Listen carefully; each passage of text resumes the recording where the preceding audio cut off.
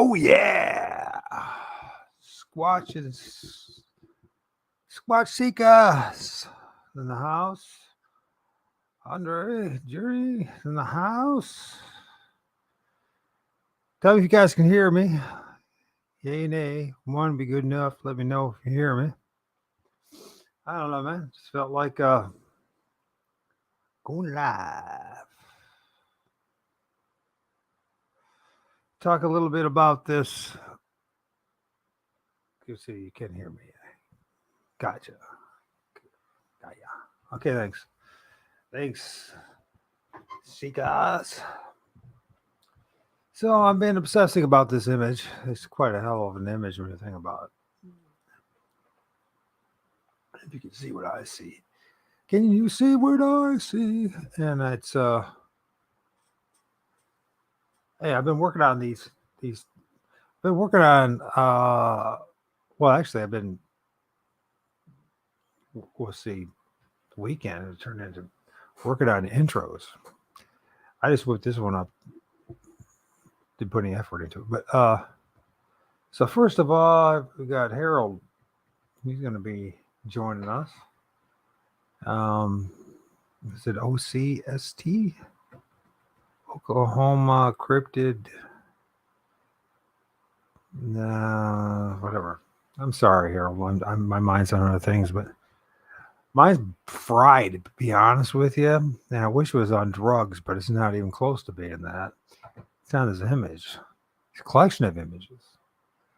Collection of images with multiple beings in it. And I'm just like, these collection of images that I took on the 7th of April, which I'm obsessing about, they're a damn good reason for it. Most guys they search their whole, they spend, years in the field researching to find an image like this, believe it or not. And it's profound. And I'm just like, the amount of things that are revealed in this image, just the collection of images. This entity actually moves. But anyways, and I'm just like working on understanding what's going on in this area. For first of all, what's really bizarre is the fact that is that on the 7th, I was supposed to go to a different place to do some field research, and I was led to this place. Now, I know this place from childhood, but never in a million years would have thought that I would kind of get the images that I got. Yeah, I was driving by this place. I get this, well, first of all, I take a direction I don't normally take to begin with. And then as I'm going, it's like the spirits, in plural, something was motivating me to say, look over there. Just said what I see to you, Michael, in chat. Okay, thanks. Yeah, there's a lot of stuff in there, man.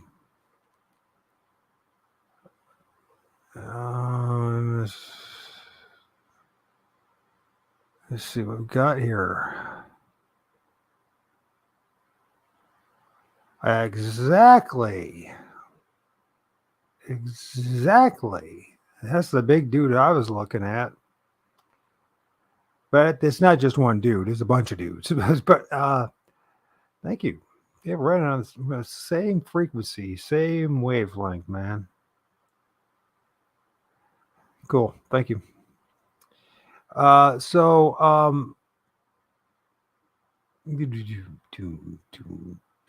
Is that it? So yeah, and it just motivated me to go there, right? And in a course of half an hour to 40 minutes, I got some of the best images that I ever gotten in that location. And all in 6 years. In 6 years. So, People might say there's no such thing as a spirit realm or the interdimensional realm or whatever. As Biggie said in that interview, you don't you say you believe in God, but you don't believe in spirits. You don't believe in Bigfoot. Well, anyways, I think not everything in the woods is Bigfoot, but a lot of them have big feet. I have no idea how I'm going to go with this, but there's a lot of things. So anyways, so it was led to this place, and it seems to always be the case. I'm kind of learning. It's taking time for me to realize this. It's not necessary how many times you go out in the field.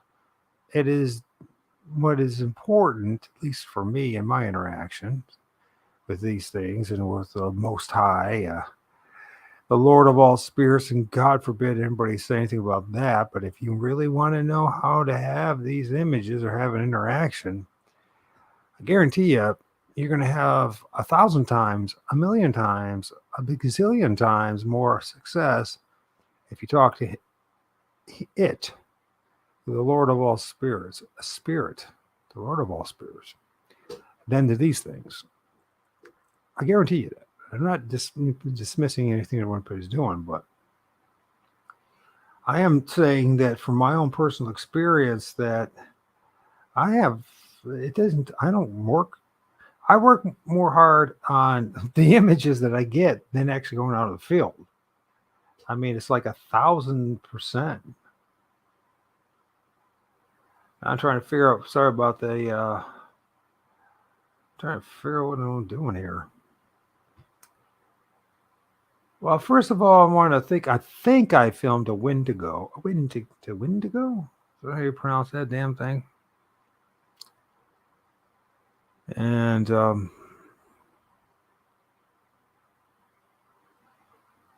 just because I really don't know where else to go, but I think this is pretty interesting. And it's in this spot right here. You can see the massive hand, the claws on it, and there's like either it's a Wendigo or there's something else with massive claws. It kind of looks like a Wendigo. There's the head, there's the eye, there's the nose. It's got these weird looking horns. Now it could be this entity here, but I think that I'm thinking it's either a stacking of entities. It's got a dog in it around its arm. Or I could be absolutely wrong about it, but let's see what we do about it here. I love that song, man. That band is called Wizard Tattoo, and they have this badass. They don't have a lot of songs actually out, but man, that was one awesome song. I'm trying to figure out what I want to do here, what I want to show you guys.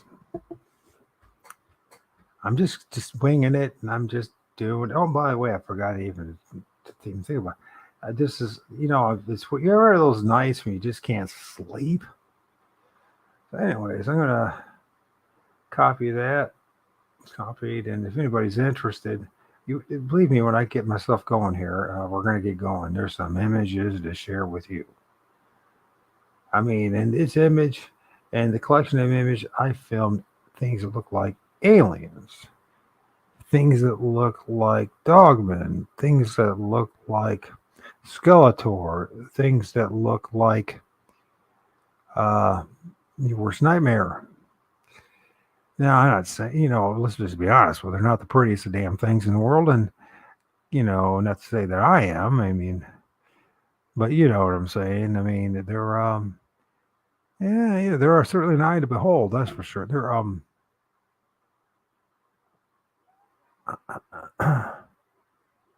but I'm trying to figure out where I want to go with all this. So anyways, what I was thinking of doing is just go live for a little bit and just look over some images, maybe even find some new ones. Now this is a different one altogether. I think what I want to do, I get myself Well, this is a really cool one. This is that one, the female, right? Now, the original first image that I filmed, it had the baby thing, infant, on its right here on its side, but you can see things have changed. This is like 5 minutes later. You can see that the eyes have been opened up on the female, and this baby's head is turned. It's facing me now. It's not its shoulder. That's actually some kind of infant. Anyways, I'm hoping that we have a few.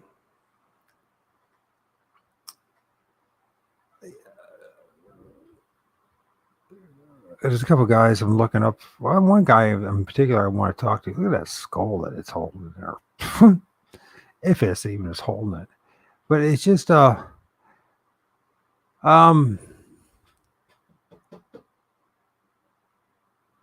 yeah, you know what I mean? I just don't even know what to say.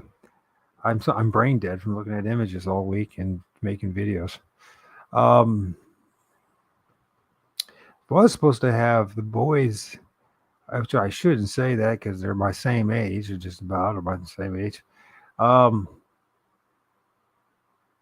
Cameraman and the crew, Mike, MT Paranormal Life, and as the Unknown and Outdoors Trapper supposed to join me tonight, but they end up getting, I guess they call it claim.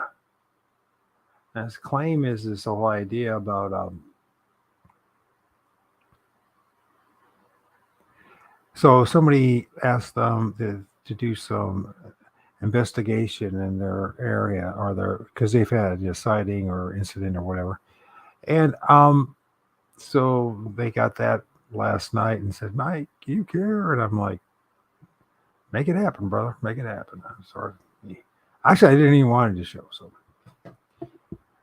anyways, so for saying that,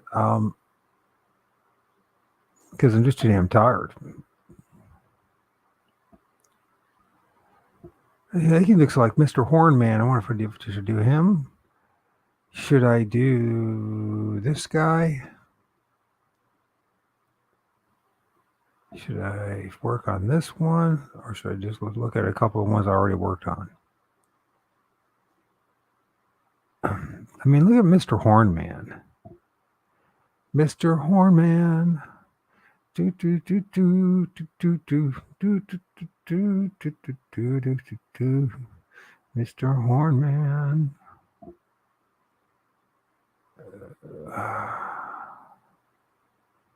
I don't know if I'll be able to work on this or not. So, anyways, this electric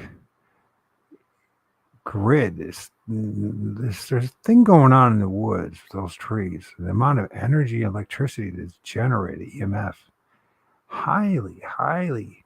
It's clear to me that the woods have far more quote unquote paranormal activity than anything you're ever going to find in a cemetery. Well, for one thing, at woods, they have the trees. And as I am slowly developing a sound and appreciation and understanding of the fact that the trees really are the corridor between the three worlds, that it makes a hell of a lot more sense. I mean, and plus they're living beings, they're sentients, they have all this energy they produce, whereas a tombstone really doesn't do much of anything. And so, yeah, it would make a lot more sense that in the woods you would see a spirit than you would in a cemetery, just because of what is necessary for them to manifest in the first place. I was talking to Mike about this, Mike from MT Paranormal Investigation. I asked him if he had some time whenever he could to reach out to me, and he reached out to me at 12:30 at night. And we were talking, and I was saying, Have you ever thought about, when you're having those interactions with those spirits and whatever with your spirit, your box and whatever the heck it's called? I don't know why I can't remember anything. I know why I'm brain dead from looking at images. But yeah, and I kept on asking stuff, and I wrote it down. This EVP thing, box thing, whatever, and I kept on talking about the woman and please stay back. I kept on asking, please stay back, please stay back, please stay back. And I was thinking, because no one's watching, so I guess it doesn't really matter. So I'll just think out loud, and maybe someone will watch. I don't think anybody watching me. Honestly, I don't think anybody thinks attention. It's a shame. I think it's just me working out this stuff myself, and I think that's really is the journey. And for the truth is that at the end of the day, you will be the isolated hermit that I am, and that you will just do what you need to do and to find out the truth, and that most people just, they're just not interested in the truth. They're interested in other things, life and self. But yeah,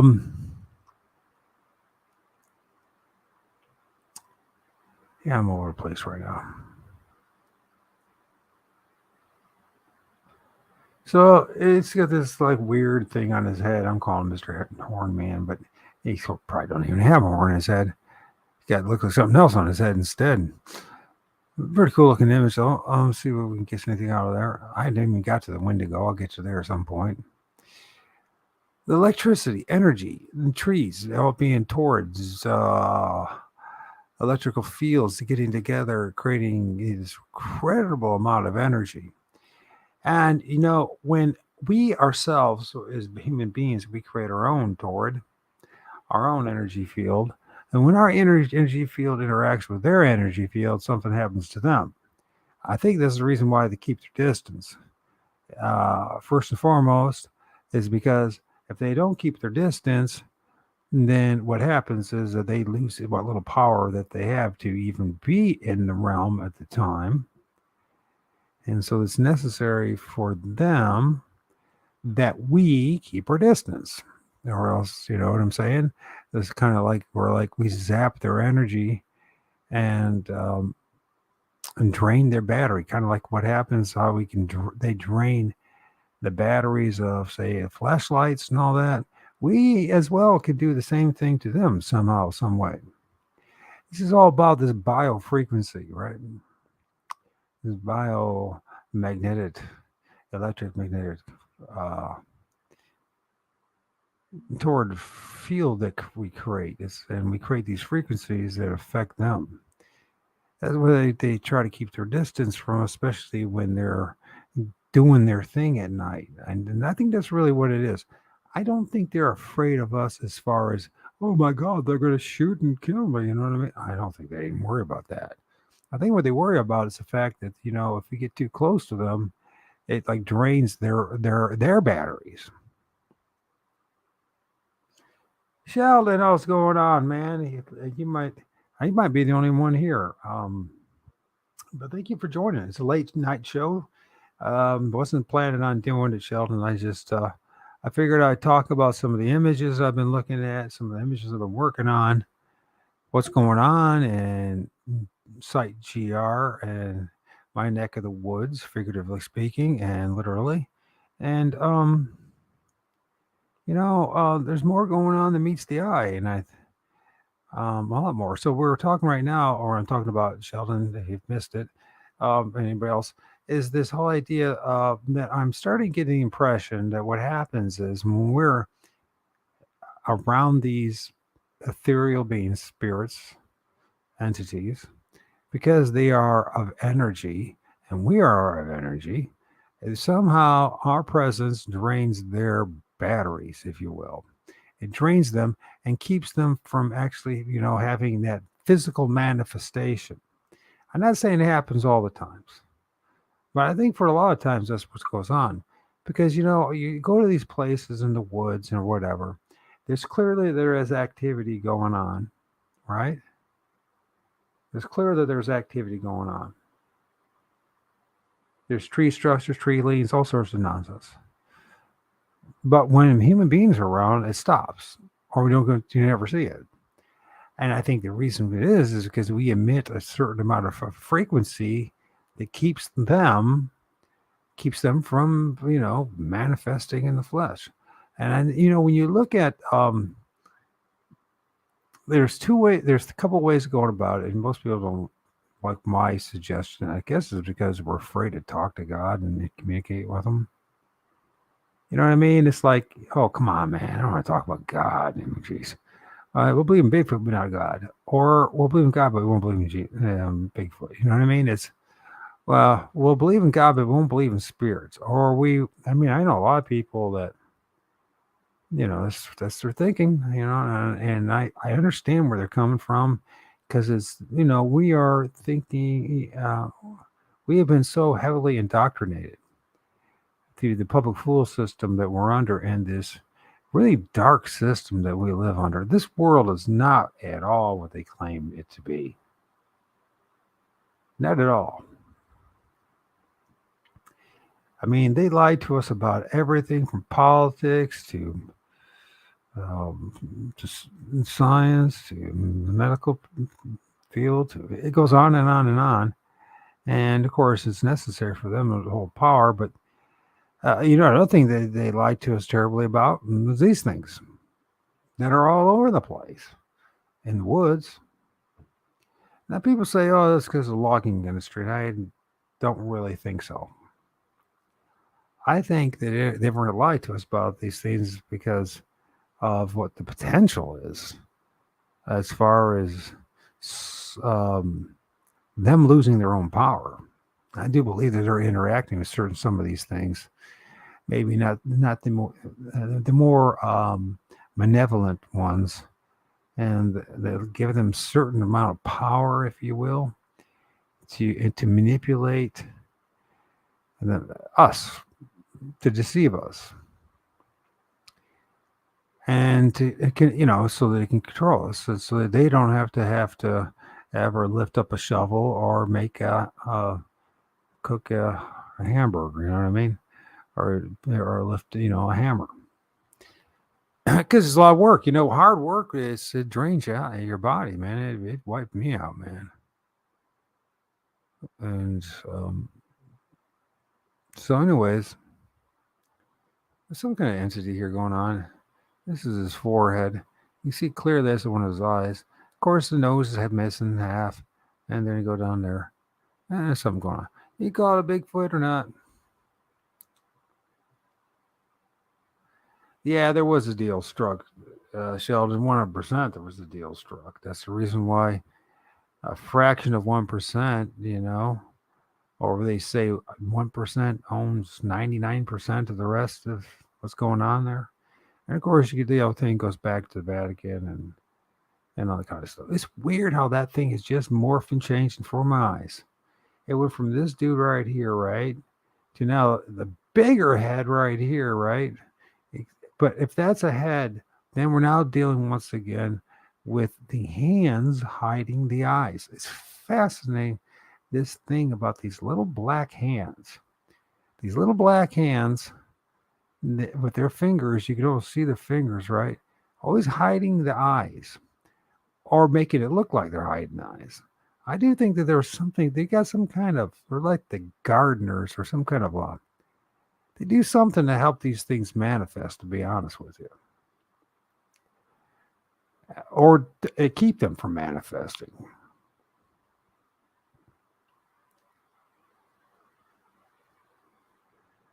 It's just a very interesting entity right there, to say the least. Yeah, if you want to call it Bigfoot, you want. But these clearly hands again. If these are hands, and this, like the hands on top of the head that cover the eyes during day, especially, hands everywhere. Little black hands, black arms. I see. What is this one?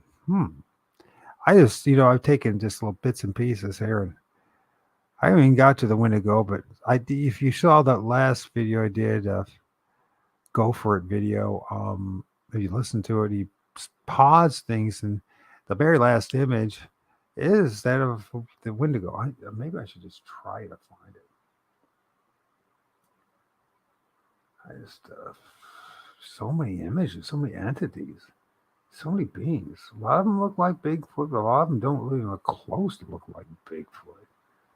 A lot of them are dogmen, but a lot of them don't even look like dogmen. And I'm at this point. If anybody says, I know exactly what these things are, I'm like, no, you don't.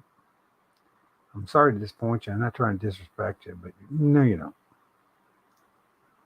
No, we don't know all these. When they shape shift like the way they do, and change the way they do, and alter the frequencies around us and the ether around us and the energy around us, there's no way definitively you can say that we know what any of this stuff is.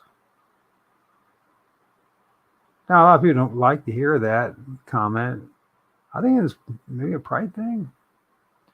It's hard to accept the fact that you live your whole life in total freaking ignorance, even though you went to school and got yourself educated and indoctrinated. So look at this entity. Is it a hand? Is there a head in front of the hand? Probably both. I mean, the number of entities that are in the ether around this, and by the way, it definitely is the portal that is opened up. So look at this guy. And everyone sees something different, but I'll tell you what I see.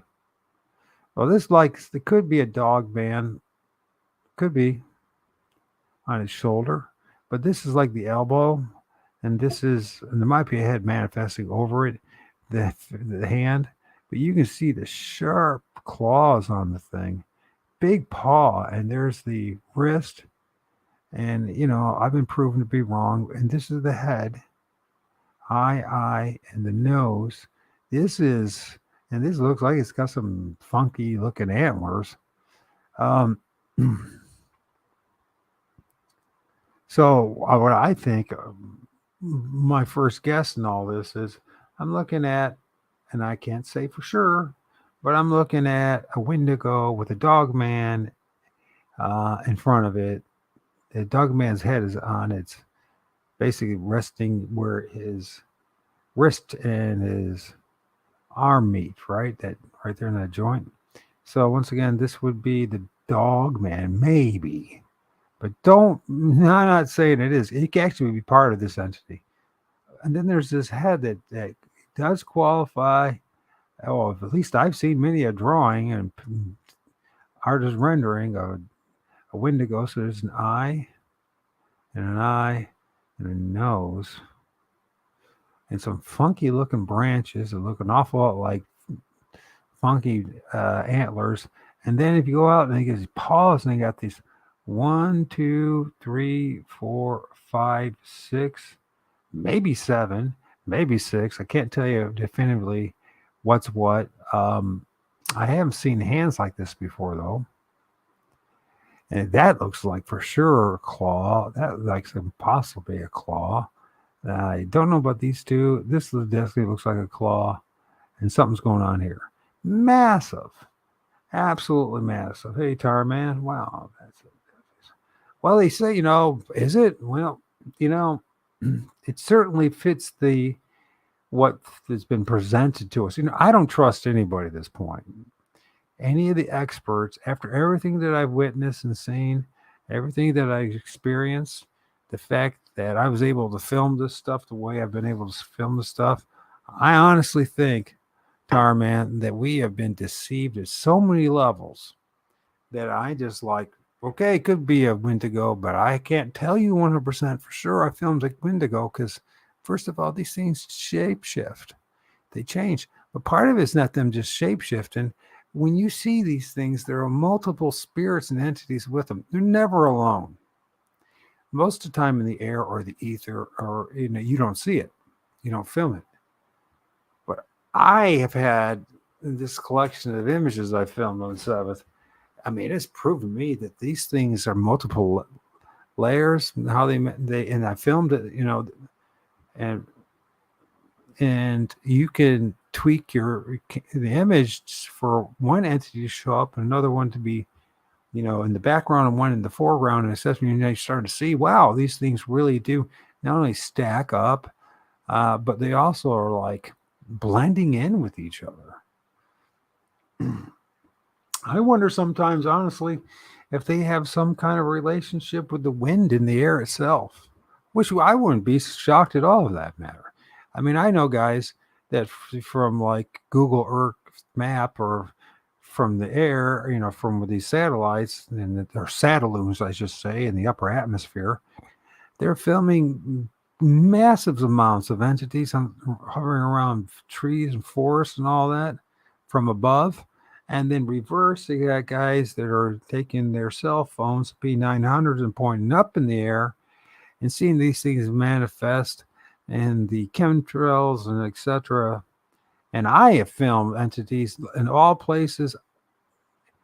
And one, I have a great image of an entity. It looks just like a cone-headed king thing with fangs and all that. And it's not pareidolia, which tells me that the planets and stars are a lot hell closer than they tell us.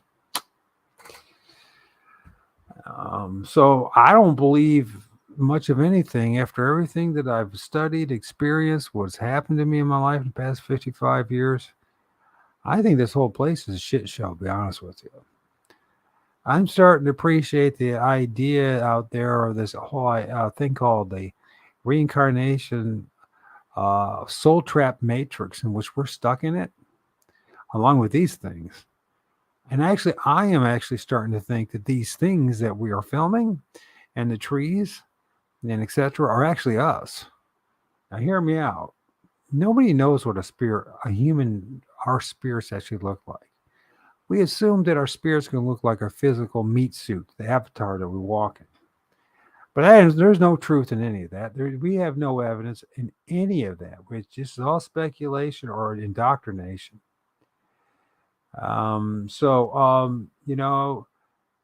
I know people don't like to hear what I have to say, but I'm just asking us to have a more critical, open mind and not stop operating on assumptions and what other people tell us is so.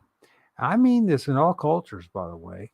I've discovered that it could be, a medicine man. It could be the Pope. It could be President of the United States. It could be your best friend. People whose heads are full of so much crap, all of us, and we assume that we know reality. Yet, like things like the camera, can you imagine what if this is true that we're 50 years behind the elite, which I'm sure we are in many respects, in particular the camera. I'm sure they have cameras that film this shit 24/7, and they don't give it to the public. Because you know why they don't want to give it to the public? Because I think we would freak out like you wouldn't believe if everybody realized that these things are all around us. Not just in the trees, but in the ground and in the air and the upper atmosphere, all in the water. And I think that people would just have a connection fit. I can't even say the word. Conniption fit. If they knew the truth about what's really going on around them, it would destroy pretty much all religions, period. It would pretty much destroy the paradigms that have been established by other people. Other people have determined and told us what the truth is. And we just assume that they're legit, which is a very bad idea. We all know, we all grew up, we all went to these public fool systems. We hung out with these people. We all saw the suck asses and the bullshit artists and everyone parodying each other and talking stupid talk and doing all this kind of stuff, right? To get along and going along and to get along, you know what I mean? Everyone wanted to be the prom queen and the captain of the football team or whatever horse crap it was then and what it is today. Who knows? Maybe now is it's to be the It's the trans woman of the year. Who the hell knows? I don't know. It doesn't really matter to me. Everybody do whatever you want to do. But the one thing is for certain, we have no clue who we are at this point or where we're at still. And we can read our sacred texts and our books and blah, blah, blah, but they're just words on pages. That's all they are until they manifest in some form of truth, that we can definitively demonstrate. No. They're just words on pages. You can believe in it all you want, but remember, it's our belief systems that got us in trouble. I think that's the reason why they want they rage so much about freedom of religion. Just get yourself trapped in one trap after another. Just make sure you're ensnared in our system. We don't care what it is. You can worship whatever you want. You can have any religion you want. You can blah, blah, blah. You know what I mean? And I'm the harshest critic that ever will find when it comes to Christianity. I'll tell you right up front.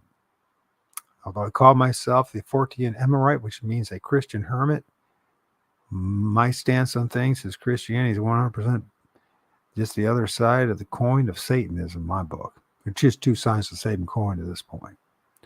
They'll piss off a lot of people, but I really don't care. I don't care because I'm tired of being lied to.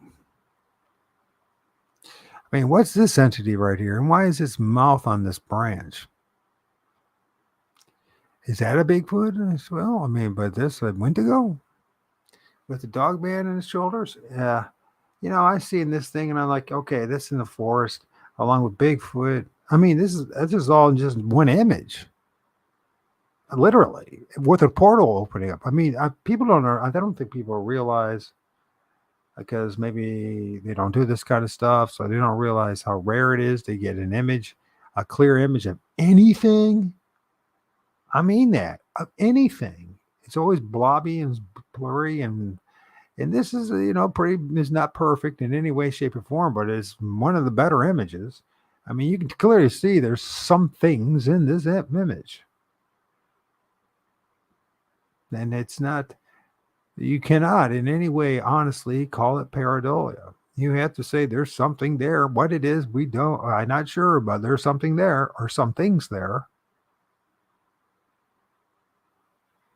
Now I'm going to rant and rave about this kind of stuff. Why? Because I'm more than interested in this. I think this is very much deeper. It's more deeper than I believe in Bigfoot or I believe in Dogman or I saw a Bigfoot or Dogman. I'm not saying anybody's encounters and their experience is not important. What I am saying is where we're being led to is there's nowhere, this dead end, they call it this, a limited hangout, and which there's no resolution in any of this stuff.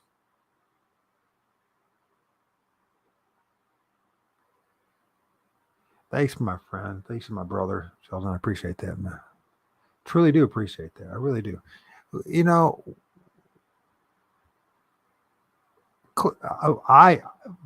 What I perceive, what must be the case at one time, our ancestors knew about these things quite clearly. And what happened? Systematically, they were ridiculed, made fun of, and gaslighted and told to shut up. That's what happened. And by the way, if you haven't noticed, many of us in the quote-unquote Bigfoot community, in the cryptid community, are going through the same damn thing. You find that in religion, in politics, and every walk of life. Just shut up and do what you're told. When you're 55 years old, you kind of get a belly full of that crap, and you don't really want it anymore. When I was 20, I had a belly full of that. In fact, when I was 5 years old, I had a belly full of it. The reason why? It was not because I was rebellious, because I was, I could recognize I was being fed full of BS again. And after a while, I remember growing up as a Mormon. Oh my God. The only thing good about church was it was a great place to take a nap. Honestly. I remember fast and testimony meeting and the sacrament meeting, I'd just fall asleep. I could barely keep my eyes open. But you know what? I also think that now looking at what other people are doing and what other people are going through, I honestly think there was something very ethereal and spiritual going on there at church. It's designed to keep you dumb. Don't ask any questions. And if you do, it has to be all it has to be is it also be supports your belief system or what the cult says is the truth. Anything contrary to what the cult says, that's no good and that's not of any value, and you must shut up. Right? So you listen to the same old story over and over and over and over again, right? And it's brain numbing. It's just torture. And parents think they're doing the right thing. Well, where else am I going to take my children? Look how terrible the world is out there. Well, yeah, maybe we ought to really reflect on the fact of what kind of society and culture we've created, where we have to take ourselves and our children to some institution of bullshit and lower learning in order to find any sense of morality or hope. I mean, we really live in a really screwed up world. And we can blame human beings all we want about it. But you know what? There's something else going on besides human beings.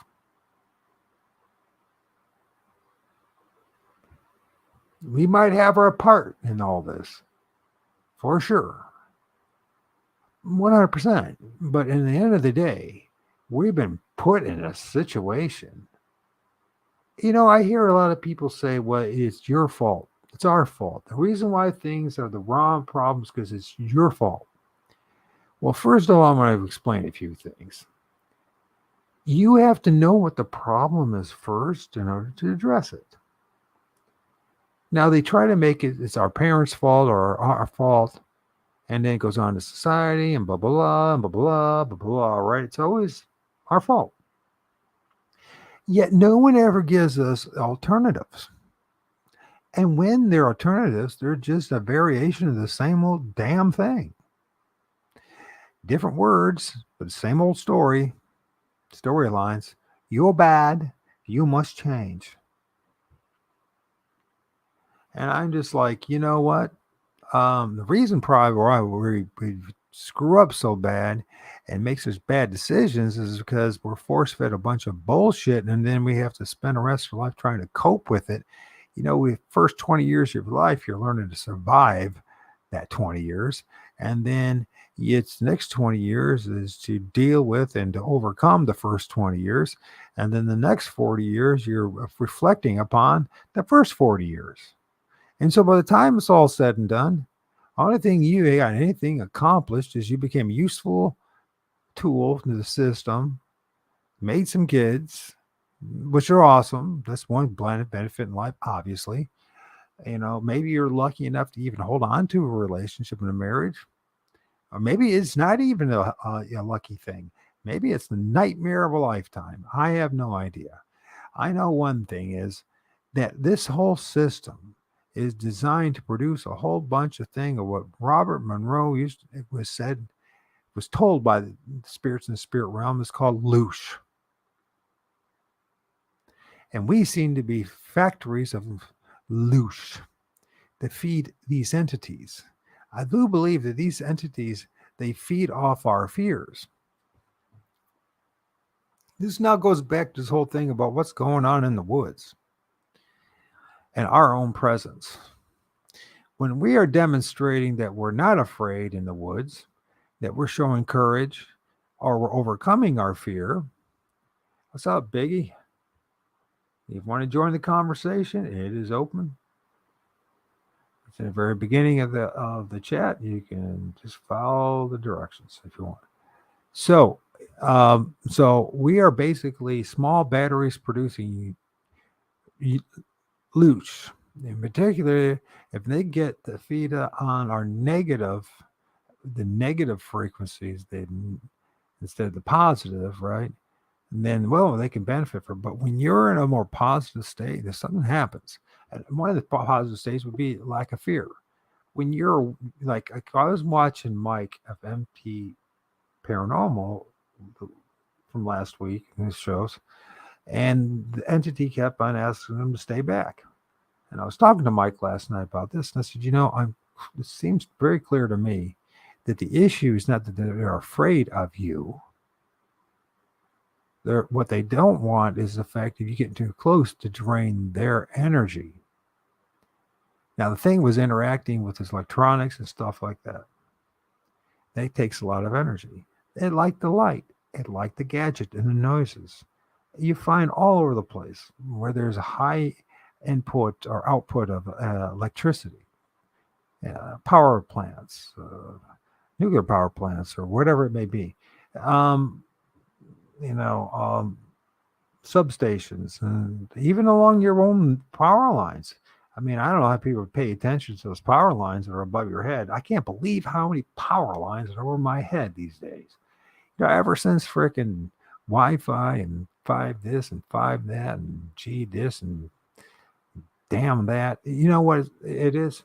I can't. I went out the front porch the other day and I looked up in the hair, and I go, I can't. You know what? There's more. I got chemtrails lines all over the sky, and then between the chemtrails and me, there's not tree branches. There's a whole bunch of freaking power lines. I mean, they're everywhere. I mean, it's literally, it's like the whole sky is checkerboard with this crap. And I'm like, how did this happen? I thought things were all right. And then, of course, then the trees start leafing out. Then, yeah, it's even going to be more things are going to be blocked off. So, I mean, we are clearly being slowly, well, we're already captured. We're already enslaved. Every single one of us is enslaved to this godforsaken system. And it ain't going to get any better. It ain't going to get better, folks. Now the thing is what to do about it. Well, since this place seems to be clearly to me designed to keep perpetuating this kind of madness that we witnessed in the past 3 years, and it will keep on going because somebody or some things are benefiting from it. Right?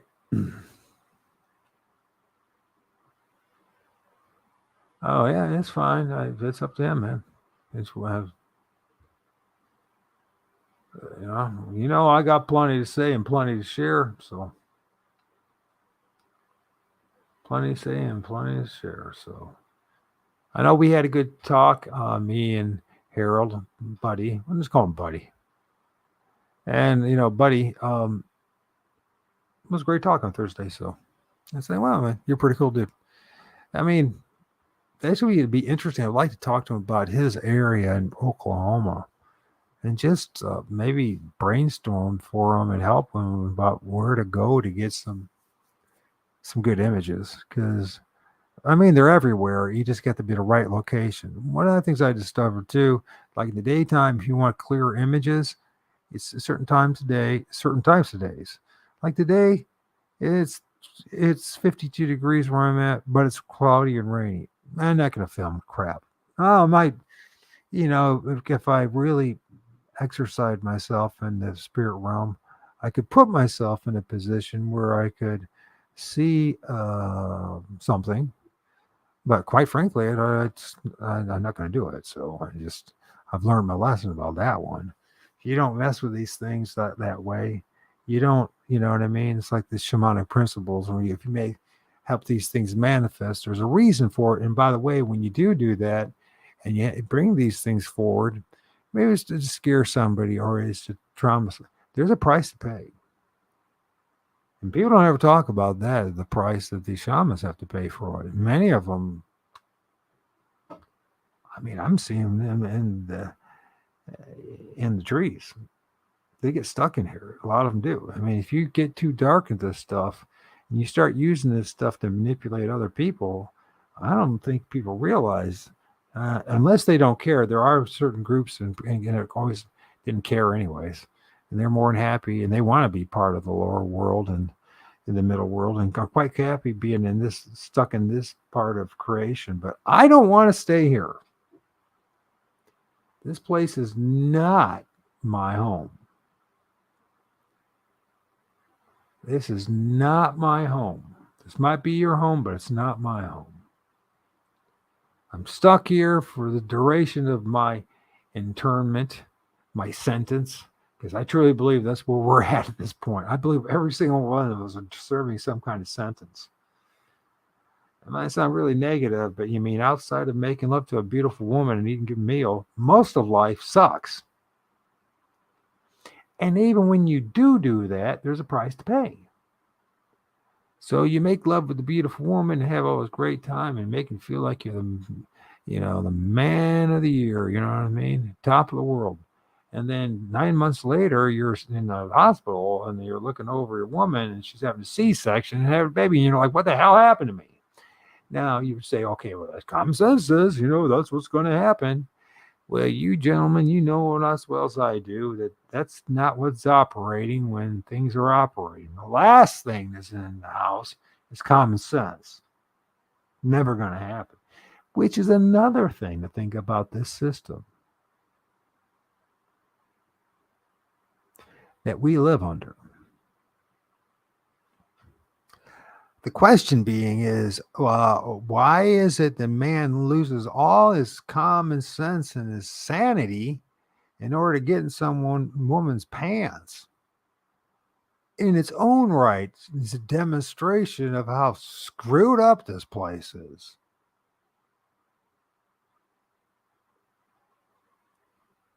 Honestly, now you get the woman of your dreams and that works out. Great, I'm happy for you. But for a lot of us, that don't happen. A lot of us, it ends up, a few years later, she's got the house, the cottage, and everything else. And you're out on the street or in some dump in the daddy place and demonized for the rest of your life for doing, you know what I mean? Maybe justly so, or maybe not. But the fact of the matter is, the system that we're under doesn't make any sense.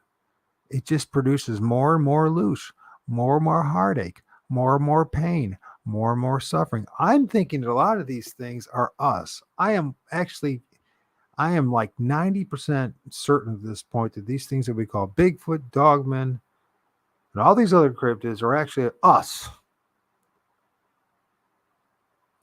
That's right, us. And you can see, and I think that's a big part of like the hidden meaning behind this stuff. When people say, or native, indigenous cultures, whether it's North America and others, you're the spirit of the wolf, you're the spirit of this, spirit of, you know what?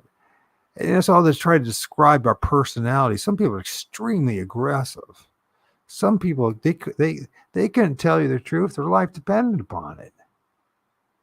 And they say it's all about personality. Where do these personalities come from? Well, it's genes. Well, if anybody did any serious study on the matter, they'd realize it's far from the point. That's not even established. And many well-established scientists have spent many, many years on this topic of genes and et cetera, and all that, and how it influences human behavior. They realize there's something else going on here. It doesn't add up.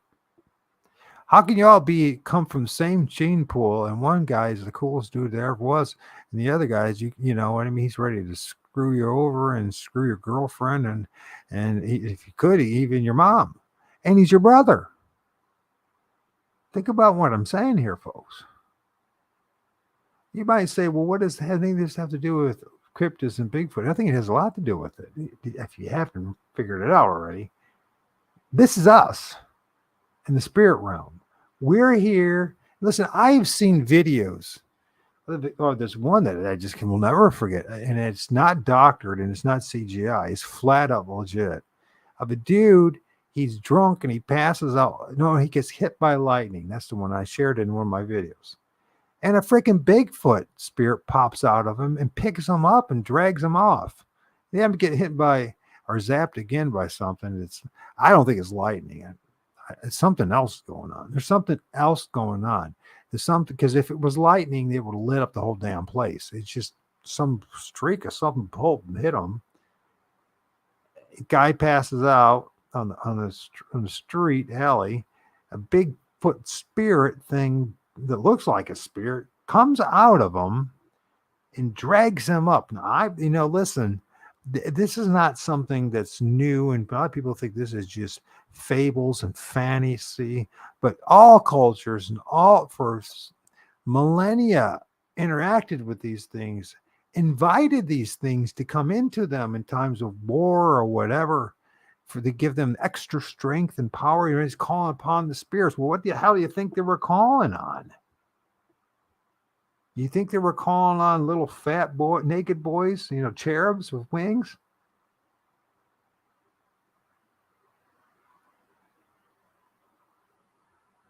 I think it's time to get real about a lot of stuff.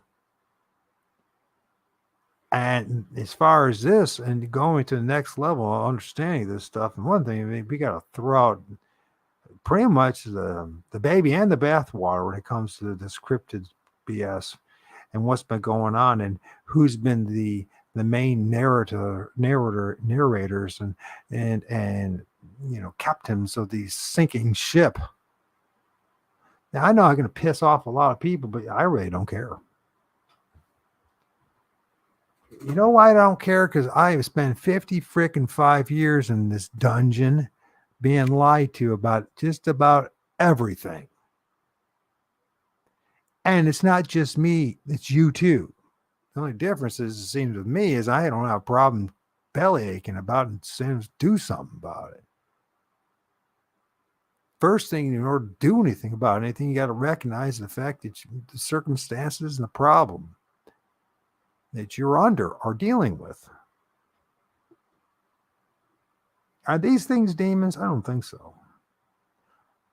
The more and more I study this stuff, the more and more I don't need to have a shaman. I don't need to have anyone else tell me this. I'm connected to the Lord of our spirits already. Why? Not because I'm a good person or because I'm great or special. I just bother to talk to this thing we call the Lord of all spirits, the overlord, the creator. You know what I mean? I bother to talk to it. And it reveals things to me. Throw out all the religion BS. Because it is BS, I guarantee you. It's all designed to ensnare you to keep you from what I just said. I don't want to hear this. I don't believe in God. I don't believe. You know what? How about this? You know what? I didn't believe it either until I bothered to try. Now, I did the religious thing and prayed to Jesus, this, that, and the other, right? And then something happened. I was reading the book of Enoch, and it was Enoch, he was talking and calling upon the name of the Lord of all spirits. So I said, what the hell? And nothing else is working. So I called upon the Lord of all spirits, and I'll be damned, things started happening. I'm not talking the name God. I'm not talking about Heavenly Father, per se, or Great God, but Lord of all spirits. They say all the same thing. But when I talked about Lord of all spirits, next thing you know, this past year, as far as what's been revealed to me in the spirit realm, it's light years ahead of what everyone else is dealing with. From what I can tell, maybe other people are having the same interaction, but apparently they're too good to talk to me, which is fine with me because I'll talk to God any day over anyone else.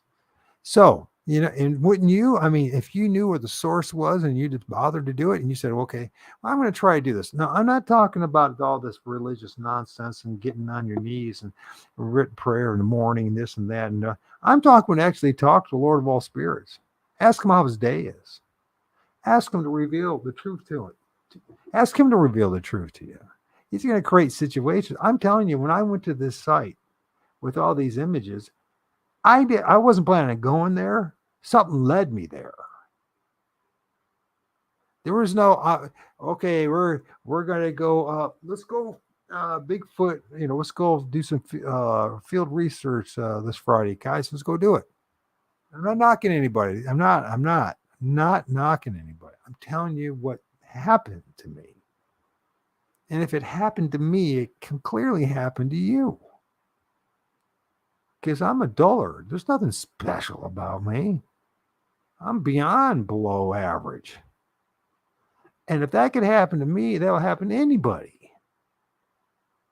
I'm not asking you to join a religion. I'm not asking you to do anything more than this simple thing. Start calling upon the Lord of all spirits to lead you to where, yeah, and wait. Don't force it. Let it happen. Eventually, it's going to happen. I guarantee you. If you call on the right source, it's going to happen. And it's not some new age mumbo jumbo nonsense. Our ancestors knew this. All wise sages, medicine men and women, anybody who had any common sense knew that that was the first source you go to, period. And if you try to override the overlord by going to other lower sources, guess what happens? A big mess happens. People run away when I talk this way, but you know what? I'm telling you the truth. You can go and listen to all the, the scary stories all day long. Ain't gonna get you anywhere, man. Yeah, this shit is frightening. It's frightening to look at. It's scary to look at. Can you imagine what it must be in the presence of the creator? Yeah, this stuff's scary to look at. But you know what? That's because this a veil's been put over our eyes. So instead of growing up with seeing these things and being accustomed to things and realizing these things, and they're just as common as the frickin' ants that are crawling on the ground.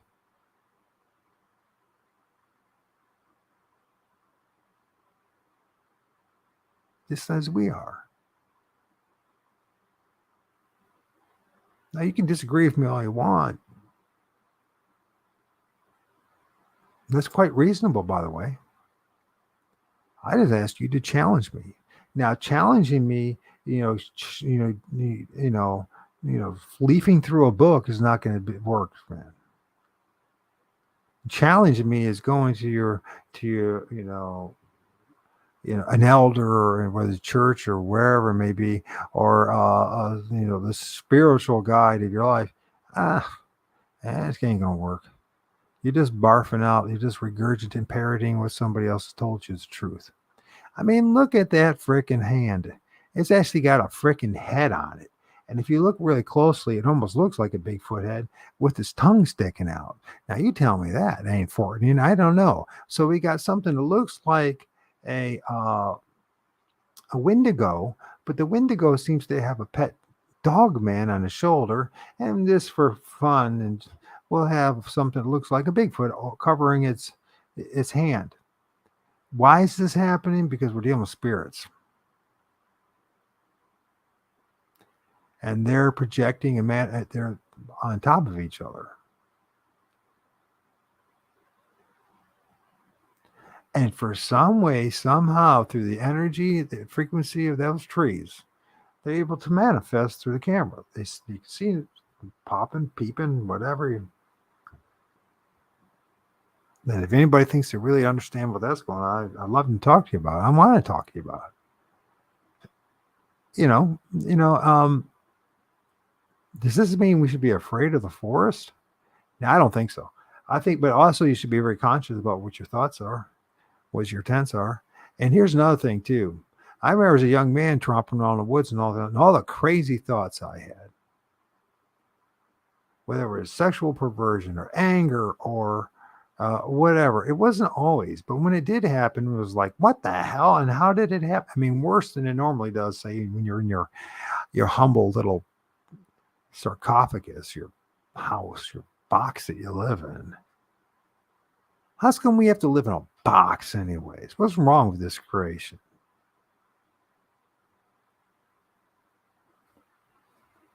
These are damn good questions. In my book, these are damn good questions, and they're very much related to the topic. Now, we all want to just treat these things as some kind of species and some kind of, animal that's hiding behind a rock somewhere in a cave. But, this dude right here, I see his black eyes and his gray face and his mouth and chewing on this branch. And this head that's manifesting over his hand with his claws. You see the eyes there, right? And his tongue sticking out and his teeth and all that.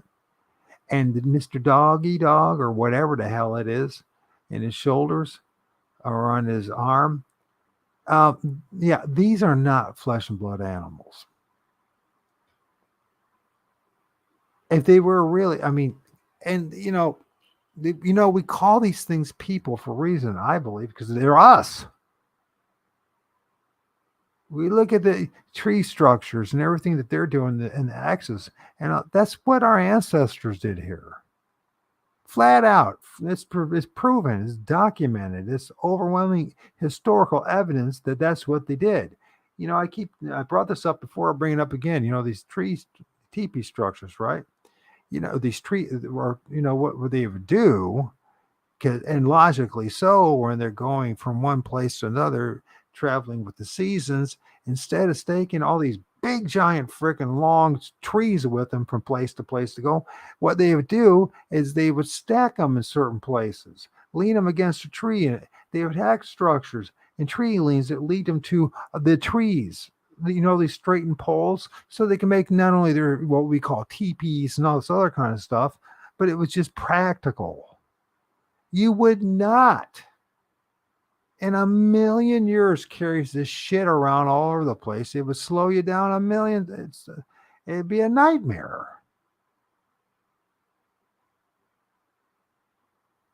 We can't talk this way, though. Why can't we talk this way? Because that's the truth. And whenever we get close to the truth about something, everyone and their mother gets pissed off and everyone runs away. Why is that? Why the hell is that? Sheldon, why is that?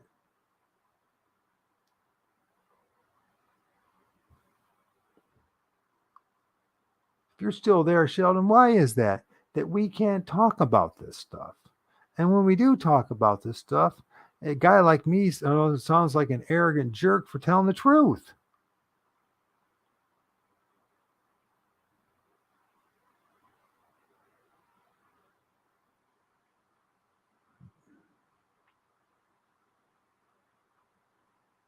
Yeah, I guess I got a little pent up frustration and anger, huh?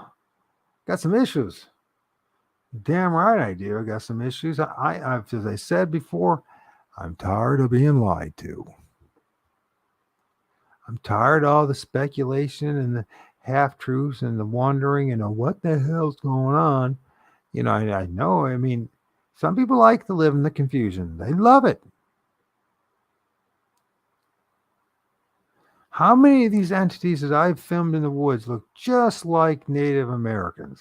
Or not just Native Americans, but other cultures. People that shouldn't even belong here.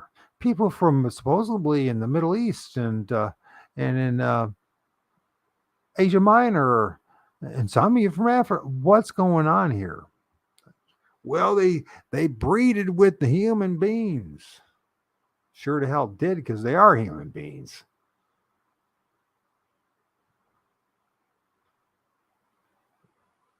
Look at this dude in this tree right here. He's massive. He's covering a whole bunch of entities, but it looks like, and those entities also are. Look at that. Was it Squatch Seeker pointed this out? I wanted to point. Look at that guy. Look at him. He's like a freaking rock star. By the way, he's not the only one here. Check out this guy. Look at this badass. How many spirits do I have that look like this? And they got this long black hair. And look like a freaking pirate or something. How many of these things are actually holding on to orbs? Oh, I got one that looks just like I found one. Looks just like a cockatrice with an orb in his mouth. I'm not making this shit up. Look how badass that dude's cool, man. He is cool looking, man. He's one of these. Yeah, I mean, you got like, are these Native Americans, or is one Native American and one another? I mean, look at one right there. There's another one. There's like a woman right here or something, like a priestess. And look at that dude. That's in a tree, man. I filmed that. Well, we're chasing around elemental spirits. They're out there, bro. There are our ancestors in the trees. We can't talk about it, though.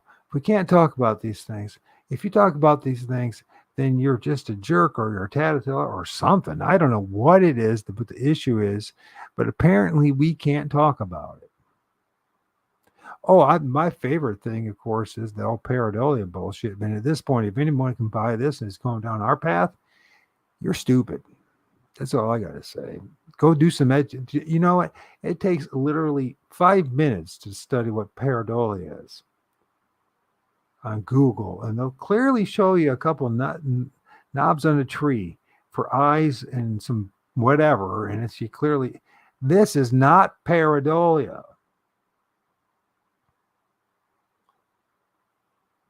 It's our ancestors. We can't accept it. We cannot accept the fact that some of us spiritually don't look like human beings. Knowing who I am, I'm probably some jackal or I don't know what the hell I'm. I mean, I got a mean bark. I do, don't I? I have a bit of a forked tongue, some people would say, because I'm willing to speak the truth. See, I don't really care if anyone likes me. I'd love if everybody loved me, but I also live lifelong to know that if everyone liked me, there was something wrong going on. There's some serious issues going on if I'm liked by everybody, because the guys and the gals who are liked by everybody are like the worst human beings in the world. And for some reason, we can't, we talk about discernment. And I think this is the funniest thing. And everyone has discernment, right? I'll tell you one, after 55 years, I have a little bit of discernment, and I truly believe that 99% of us are just full of bullshit. Most of the time, I am that case too. But at least I'm honest to say it. At least I'm honest to be able to say, you know what? My head's full of bullshit. What comes out of my mouth is full of bullshit. But I know what I'm looking at right now in that tree is two really amazing spiritual entities that look extremely human and are not Sasquatch. They're us. Or maybe Sasquatch is what it really means and hidden. They're us. There must have been some badasses back then. It was an amazing amount of power and strength. I'm not talking about them. I doubt if they were even more than 5'5". But you know what? They had the authority. They had the truth within them. They had the power within them that they walked on this earth like giants. You understand? You and I could be that. We can walk on this earth, this plane of existence, like giants. How's that going to be? Well, first, it's through integrity, honesty, and going straight to the Lord of all spirits. And what do? We do his will, not our will. Now, here's the irony of ironies is the Lord of all spirits didn't tell me to go become a Christian or be some religious fanatic or start a job or a family or not. He didn't tell me anything. He just put everything in right before me. Like I said in the very beginning, why did I end up going to this site? Because I was led to this site. Did I have plans to go to the site? No, I wasn't even thinking. In fact, I didn't even consider this place a site.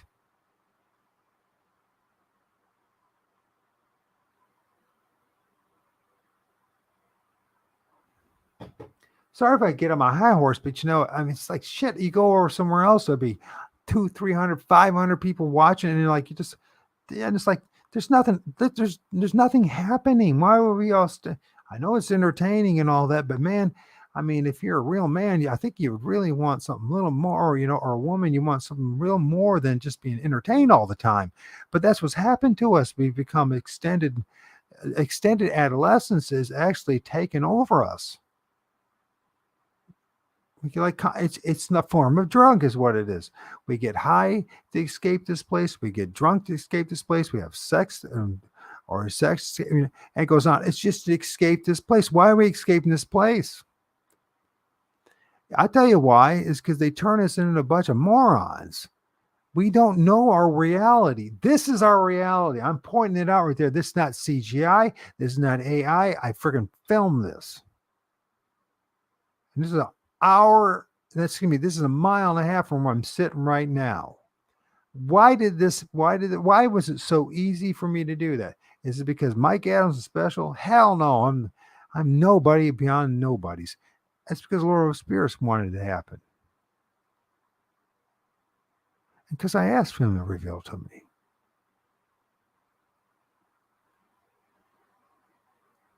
Now, at some point, we have to get honest about shit because this is not about religion. This is about reality. This is not my opinion that these entities are in that damn tree. It's not my opinion. It's there in front of you. It's my face. And I haven't been able to do a damn thing since the 7th. It was the 7th, it's about like the 12th when I started looking at the images. And I was shocked in what I'm looking at. And it all happened in the course of a day or two. And that's after 6 years. And by the way, one of the things that changed my life was I stopped reading the Bible. I stopped pushing religion on people. I stopped pretending that I knew what the hell I was talking about. And I threw up my arms and I said, okay, Lord of all spirits, if you're real, if you ain't going to tell me the truth, nobody's going to tell me the truth. And this life is nothing but a fucking waste of time.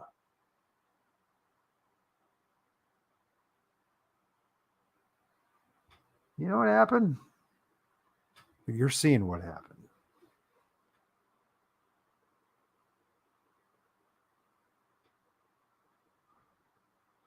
So everyone else is trying to start and have their little following and become some cult of personality figure. I want to tell you something. You know what? This shit is real. It's more than real. And it's more than just some fuzzy little images. It's fucking real.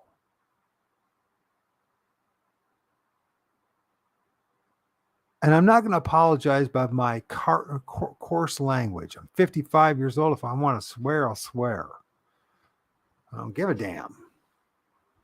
If I want to swear, I'm going to swear. And you can say all day, the Spirit of God's not with you. Look at he's saying the F word. You go, come on. At this point, I don't want to hear anybody's bullshit. Honestly, I'm looking at this. I'm looking at, Bigfoot and an infant. Oh no! By the way, Biggie's still here. That infant freaking changes and moves. You can see its eyes, mama, and you see infants now looking at me. It's 5 minutes later. Oh, and look at that one with his big, nice black eyes.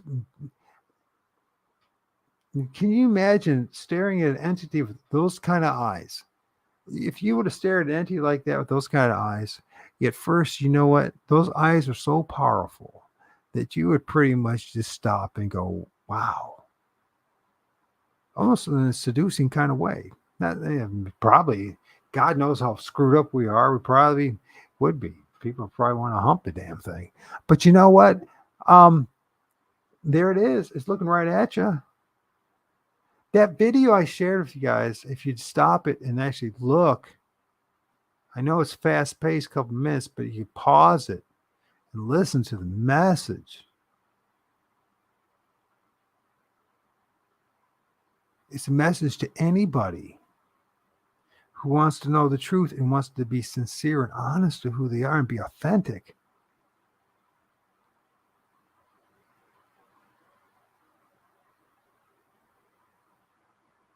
Many people believe they are authentic. And then, I can't wait to have Esoteric Eddie come on, man. I think he's like half Mexican and something else, but he's the smartest dude I ever heard in my life, and he's half my age. And that they have done studies. Look at the dude, the white-faced dude. Look at him. You can see his face. You can see his eyes. He's sticking out like a sore thumb. I should have, Sheldon, we should have 2,000 people watching this. You know that? How's this not happening? Because you know why? Because the Lord of all spirits doesn't want these people to know this. This message is only for his chosen. This is not to become some cult member. This is not to see that you're better than anybody. I'm putting this out here because this is what he told me to do. Because if it was about having a popularity contest, I'd change my attitude and my tone of voice, and I'd be sucking up to every damn person there ever was.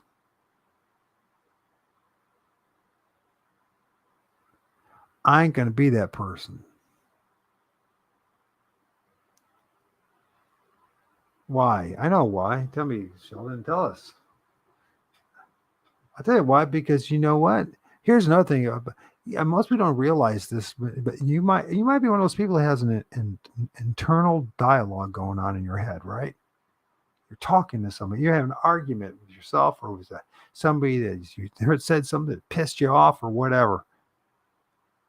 Most people they did research on this, and I don't know how true it is, but the research suggests, or they say they did the research, that half the population doesn't have that internal dialogue at all.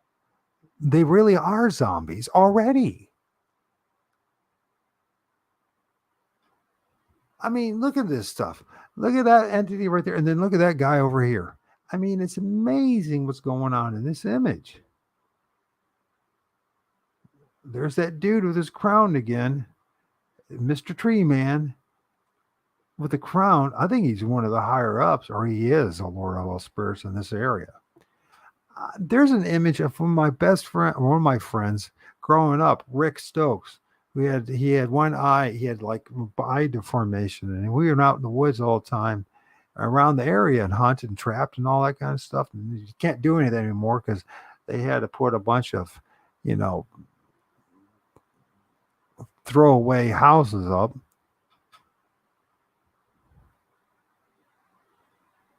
I don't know if he's still alive or not, but man, that spirit looked just like my friend Jim.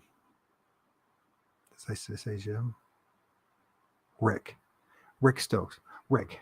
Sorry, Rick, if you're still listening.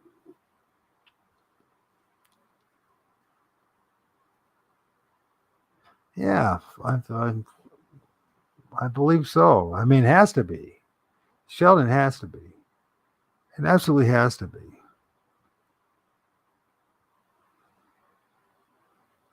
I mean, people just run.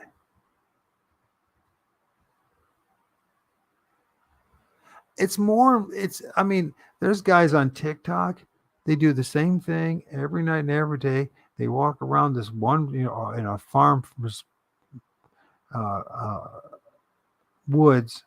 And, oh my gosh, what's that? What's that? Look at the flashlight. What's that? What's that? What's that? And I'm like, I can't believe people can't realize what's being done to them. And the worst victim of all is the guy that's going around feeding his ego, thinking, hey, what's that? What's that? What's that?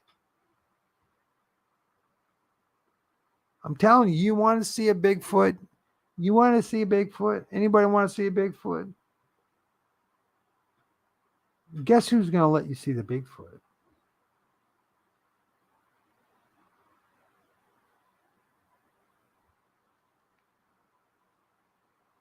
Now, I'm going to tell you something else. Every time anybody ever does see a Bigfoot, guess who's allowing that to happen? The big chief, the captain up there in the sky, and his generals. I'm just being figurative here because I just don't feel like even barfing out another freaking Bible verse in my life. Freaking Esau is freaking Bigfoot, people. I don't know how anybody cannot see that. I think it's cognitive dissonance. I think, plus, how we're educated, we're convinced that there is no such thing. I mean, I know brilliant guys, really smart guys that know the Bible inside and out, and they understand what it really says, and they don't believe in the spirit realm, and they barely even believe in God. Yet they know that Bible inside and out. There's something actually seriously wrong with that book. Honestly, there's something seriously wrong with that book. If all these people can read that book, understand for verbatim what's really being said, which is a very rare person in Christianity, by the way.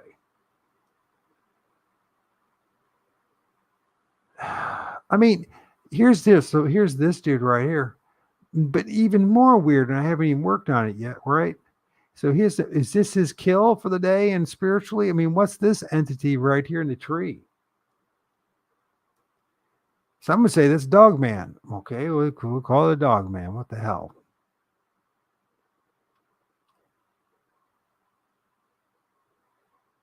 Look at his ears, his eyes. Of course, he's chewing on a branch. So to get his energy from this tree is emitting a whole bunch of energy. And if you look all around it, there's all sorts of entities in there. I haven't even worked on this one, but I guarantee if I worked on the bottom half of this, you'll be able to pull out this entity right here. This thing that looks like it's a raccoon or a dog man. It's not a. I mean, if it is a raccoon, this branch is piercing right through his back. So, God forbid that's a raccoon, and it ain't freaking pareidolia.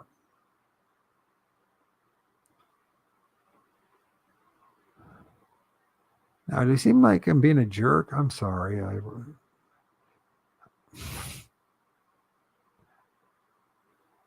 So, anyways, let's look at this guy. So this guy, I saw him. I thought he was a really interesting one. Now he's got eyebrows and nose, and he got the beard, goatee going on in the mouth, and all that crap in the hair. He got an ear and all that. So this is him. So we'll lighten it up a bit so you can see him. See this. We'll start with that one. This dude decided he'd just show up in a tree. It's pareidolia, Mike. It's pareidolia. No, that's a human being. That's one of us. That's one of our ancestors. Who happens to be hanging out with things that look like Dogman and Wendigos and Bigfoot and flying insects and all this other crap, right? No, it's a Bigfoot. No. I honestly think at this point, if your Bigfoot research doesn't lead you to this point, and maybe you're very early in your true, journey,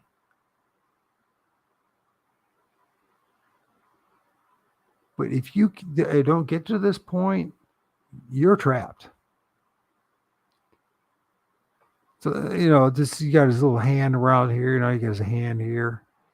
He's like, oh, make sure people don't quite recognize who I am. But don't want to be found out or anything.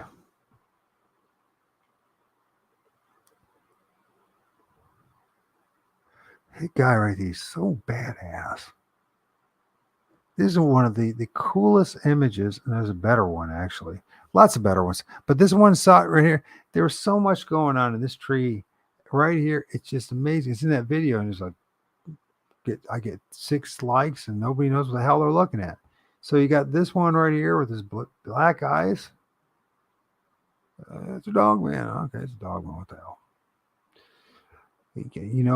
As well as I do. You don't know. You don't know what it is. So they got this guy right here. Look how big. He's got his arm right here. Look at that. He's got his paws right here. You see this? And then there's Lord of all spirits right there with his crown and all that. But let's forget about that for now.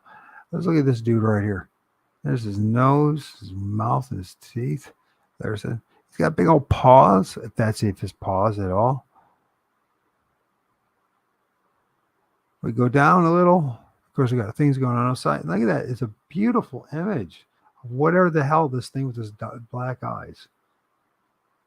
Some would call that a Sasquatch. Some would call it a Bigfoot. I bet you it's neither one of those things. Or a dog man. I bet you anything is it. There's a very pinkish looking person. Then there's something going on here. And then you go up and there's this dude with a big. How did Mama Bigfoot, or if it is Mama Bigfoot's eyes get all big all of a sudden 5 minutes later? And how did this infant also turn its head? And it's looking at this dude with his crown. I mean, look at that freaking fist. Whose fist is it?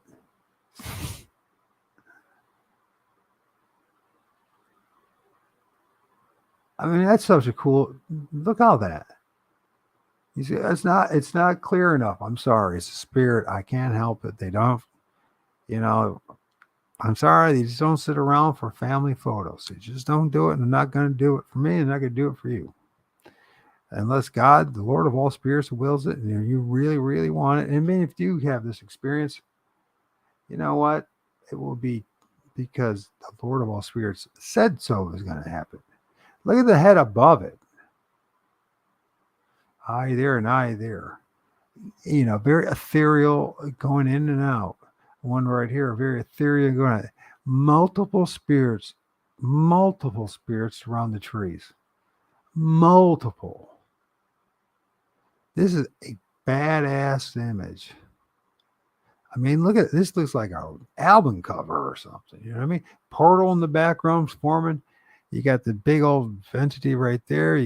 I love this guy right here. He's just, he looks like the ultimate warrior or the ultimate hunter. I love it. Oh, by the way, and there's the back of a foot right here, which I have also. And it's, by the way, an earlier image, the foot sticking out differently. You can see the foot moves. We actually have a real image of a foot. Well, how does a spirit make a footprint? I don't know. Ask the spirit how. Ask the Lord of all spirits how it is. I never bother to ask him. Hey, Lord of all spirits, how are you doing today? Lord of all spirits, I hope you're doing well. You've been a good day. Lord of all spirits, how do these guys make footprints? Would you reveal that to us?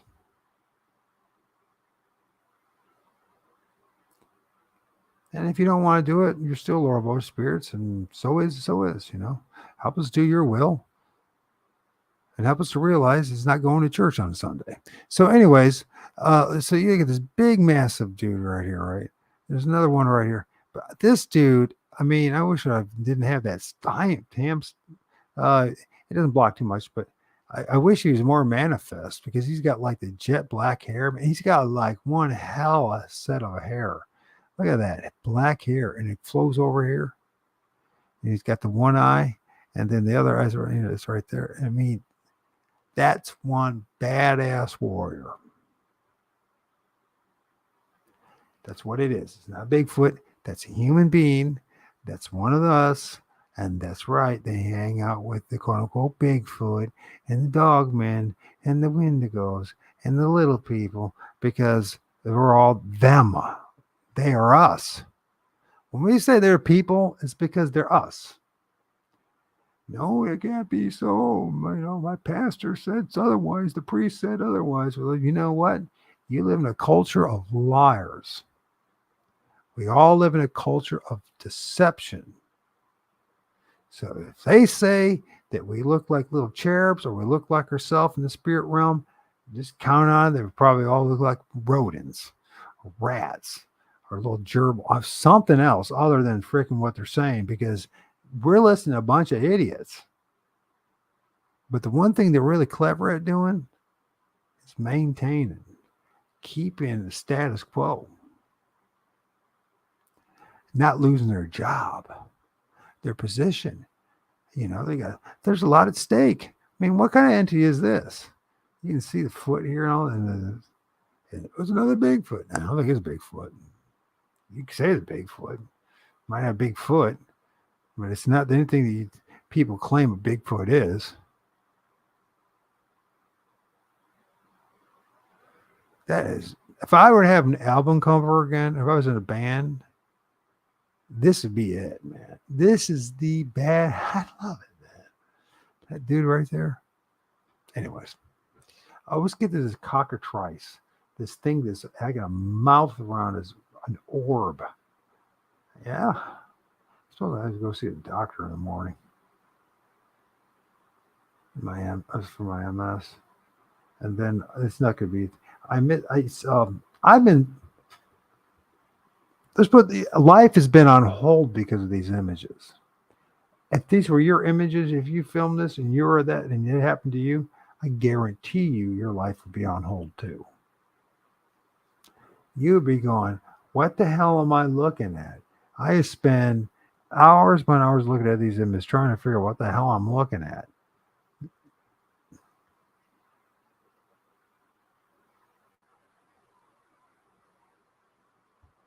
Where's Mr. Cockatrice? We need you. Where's Cockatrice when we need you?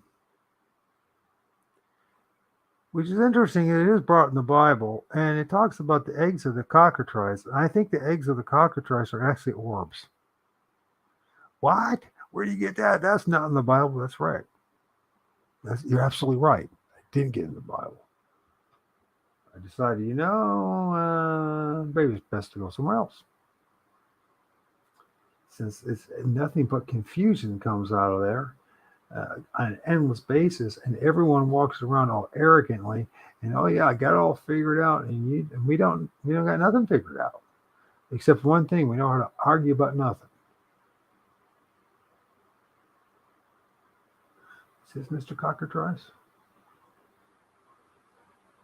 Mr. Cockatrice has come to the calling. So Mr. Cockatrice, I'm calling it that, but I don't know if it's a cockatrice. This is badass too. Look at this off. Look at this white head face, and then there's a bigger one in front of it, the ethereal being. Let's talk about that one too. But let's look at this guy. So this is in this woods. This is one of the things I filmed in the woods. And yes, that's right. And let's look at this. So this, he's got like this thing on his head. It's sticking out of the tree. It's got like a beak right here and a beakish looking mouth. I believe we've seen somebody filmed something that looked like a Bigfoot that has something similar to that. As far as the kind of head there, they'll say it's a Wendigo, right? Bad. I mean, they're all together. So, and it's got a round ball in its mouth. Is that a ping pong ball? Maybe that's a baseball. And maybe it brought a baseball into the tree and brought it out again. But I doubt that very much. I think what that exactly is what I said it is. It's an orb. But I could be 100% wrong. It could be an egg, literal egg. But I do think that a cockatrice egg was some form of orb, some form of spirit. And these fiery serpent-looking cockatrice things and their eggs that you read about in the Old Testament, you should look it up. They weren't true. They weren't supposed to be real. Well, this thing's sticking his head out of a tree. Now, maybe when he manifests, he has big arms and big legs and big feet. But you know what? To claim that, it's not the same thing as it being so.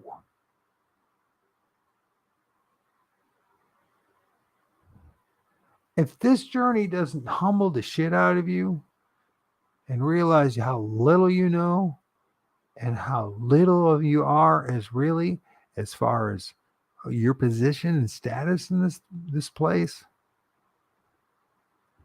I don't know what's going to do it.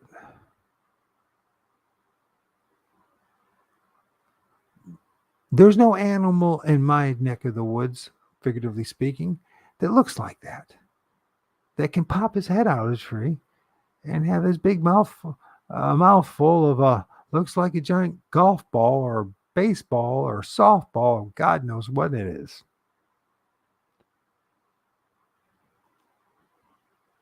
We don't talk about this stuff. We can't talk about any of the stuff we're filming. If we do talk about this stuff, then people will make fun of you and throw you under the bus.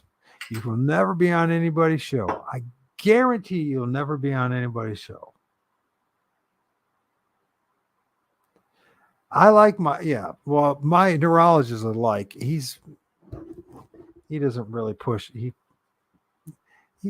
like him. So actually, for a long time, he's from Pakistan. He has a farm over there. And when I was healthy enough, when I had my wildflower gardens, I would harvest up my seeds and I give them to him. So he has a whole bunch of my wildflowers in his garden. And did I say that? I'd probably get in trouble for actually transporting something good overseas. My God forbid we do anything decent like that.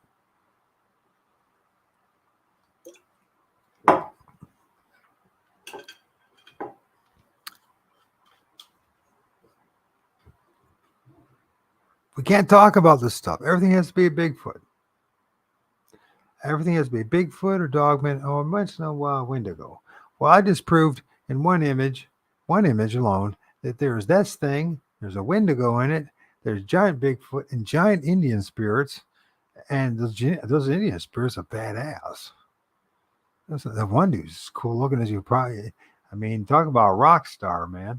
You know, he's a little scary looking, but who the hell isn't?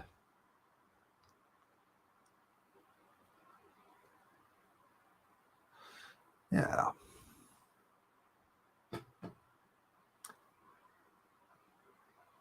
So, anybody want to join me? I'll send a link again, and if you don't, you don't have to.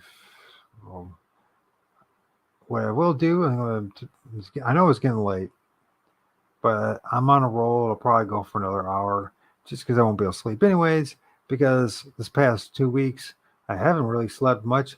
And needless to say, with all the images that I'm filming, I mean, I'm like, going, okay, Lord of all spirits, where'd I go with all this? Who do I talk to about this?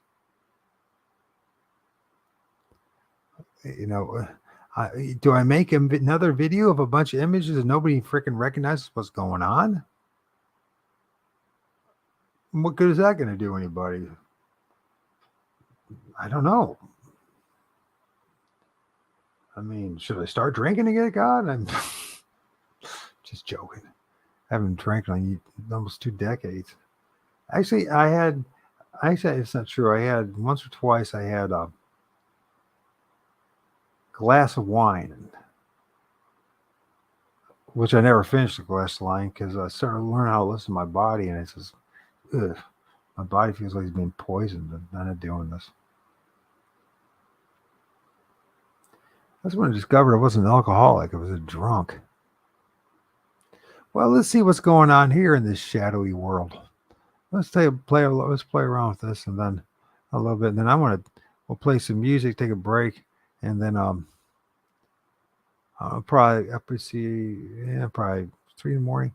I get 6 hours sleep, and then my posture is at 11:30. So this dude right here, and this dude right here, very ethereal, very spirit-like. Look at this one, popping out a tree again. Everything's popping out a tree. I mean, these things like to pop out of trees. That's all I gotta say. For dudes that like, I mean, when you fundamentally realize what's going on in the forest and in the spirits and the trees, I mean, your life should transform your life. Now you could go through all the phases of fear and anger and frustration and, oh my God, there's a bunch of spirits in the trees. Well, once you get used to that, then it's like, why the hell am I listening to howtohunt.com Steve? Mr. Hunter has been out in the woods and he doesn't know this shit. Or if he does know this shit, why doesn't he talk to anybody about it? And all the other people out there. All the big names out there, all the big names, they're not talking about this stuff. They just found a way to market themselves and exploit people and take their money and make money off YouTube and all that kind of stuff. That's what you want to do, fine. But you know what, people? We should be smart enough to recognize what we're dealing with, who we're dealing with, and what they're all about. If I'm sharing this stuff, yes, I've had Bigfoot encounters. Yes, I've seen Bigfoot. And they came out of a tree, yes, of course, and went through a tree and everything else. And I'm telling you this, and other people, and this has always been part of just about all indigenous cultures knew about this. And yet they steered us into this horseshit discussion. People have been chasing after Bigfoot for how many years now? Chasing after it. I'm knocking everybody. I'm not knocking anybody particular. You know what? If you're honestly trying to figure this out and you're at that stage and you're trying to honestly figure this out, you know what? I respect that. But if you're just doing this just to make a name for yourself or get a following, or God forbid what's going to happen you come down your way. Because if you think there's no price to pay for anything in life, that it's nothing more than money and some resources. If you think for one moment that the spirit realm's not paying attention to what you're doing and what you're up to, poof, I'm telling you, I'm saying all praise and glory go to the Lord of the spirits, not to anything else. And apparently they agree with me. So who's the dude popping out of the tree, man? This I want to know. Who's this dude right here? What was he? I mean, was he somebody that worked a longshoreman or something? I don't know what that. I mean, who was the other under him? And what about this really ethereal one? If I could bring this one out, you can see it literally. It's just, but we're focused on this one, so. Oh, it's just pareidolia, Mike. Fuck. I just feel like screaming. Sheldon, I feel like screaming. I feel like screaming because of how terribly I've been deceived and lied to about everything.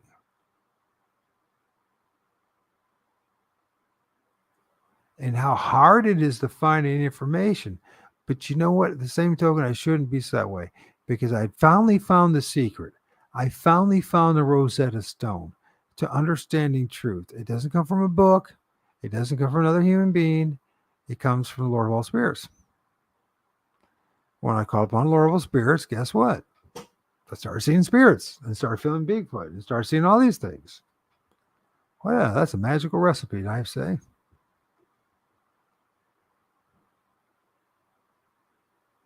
Well, you must be. Can you think of all the? I mean, look at that. This dude's face starting to pop out. Can you think all the mediums and charlatans, the good ones? They all figured this out too. They kept it a secret from everyone else so they could exploit people and make money and make a name for themselves. That's how sick we are as people. What happened to us? Oh, it's the fall, Mike. Oh, okay. Now let's get on with life. Let's watch the football game. It's the fall. Here's a question for you.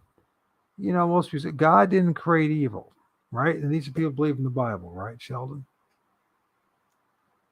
In the very first 3 chapters, chapter 3 of Genesis, it talks about the tree of the knowledge of good and evil. Who created that tree? Well, according to that book, it's God. We go on further in Isaiah 45, and God makes it very clear as well. Or not God does, but the book does. So, you know what? Yeah.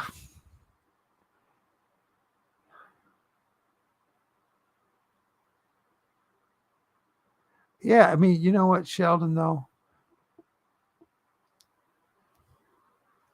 It's better to and I'm slowly learning what that means to be an honest person or an honest man. The one thing is not to lie.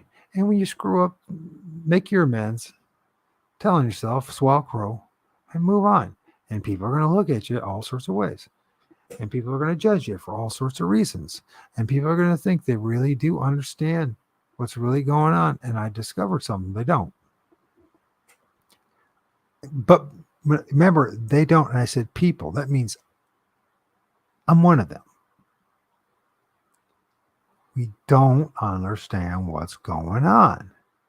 And we have been programmed to judge things wrong and to observe things wrong. And we say, oh, I'm a good judge of persons and the people, are you? Mm-hmm. Okay. Usually then he comes out when you really learned about, like, look at this guy's head. So you got this thing going on here, right? And then stacking up, and look at that, the eyes starting to really manifest right here. And I'm like, you know what? Well, that's probably why every salesman avoids me. They're a good judge of people, a person. They know they're not going to get $1 off of me. And you know damn well I'm going to ask. When you start asking questions, it's like, he's a troublemaker. He's asking questions. You better not let him ask questions. Because if you ask questions, then we might get exposed to the racket that we're running. And by the way, it's never been, this round is not about exposing anything. I just want to know the truth. I'm not trying to expose anybody.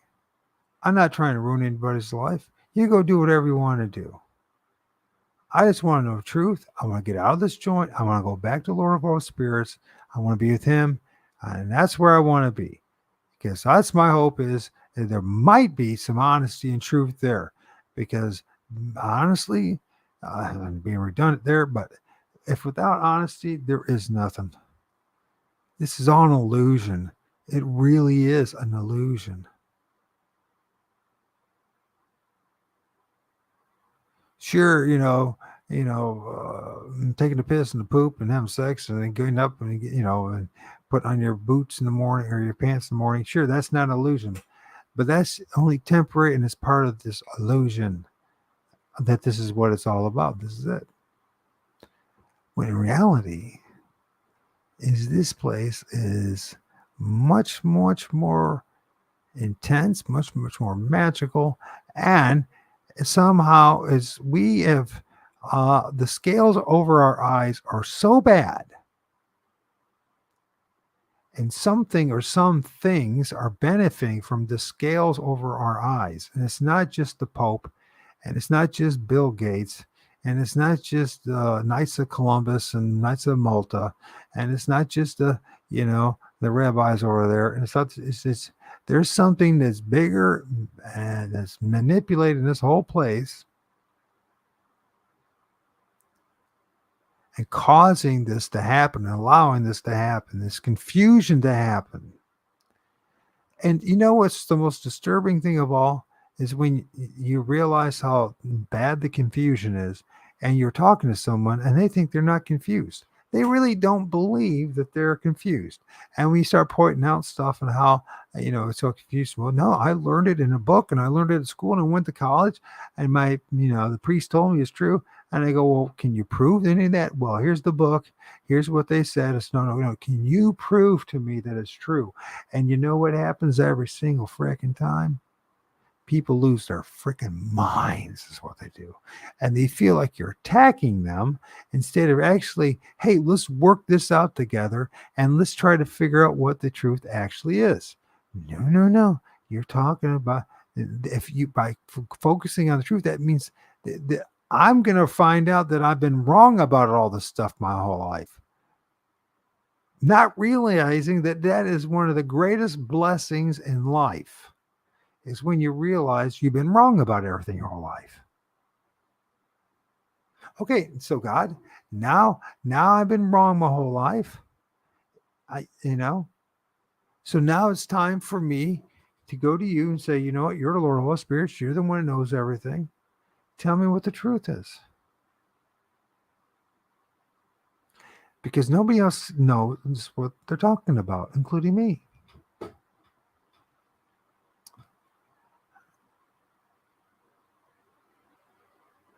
I mean, that's a pretty cool picture, Sheldon. I don't know about you, but if you can see it very well, and I haven't even, I'm working on it, but you can clearly see this fascinating entity. Look at his teeth, his mouth. So, it's a Bigfoot. Everything's a Bigfoot. It's a Bigfoot.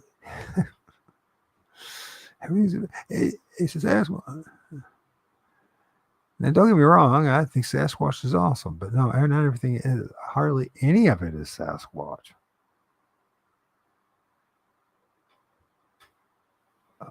That his long face sounds like Native American. This dude almost looks like he has horns. It's kind of cool looking, actually. That's a very interesting entity. And the thing with problems, once you realize you're dealing with multiple layers of spirits, it's not just pareidolia and all that you really got to work it out. Once you start working out a little bit of the contrast, the color and stuff. And you might have to do it a couple times.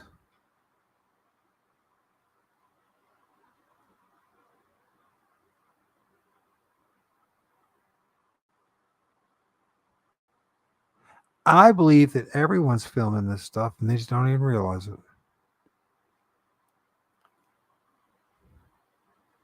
So this dude, is that Native American? He's got like a hat on his head. He started his to come. Is that a Native American or is that a guy with a turban on? Is he a good spirit, bad spirit? I mean, these don't look like bad spirits to me. They don't have that kind of continence about them. Oh my gosh, but that doesn't mean I'm right.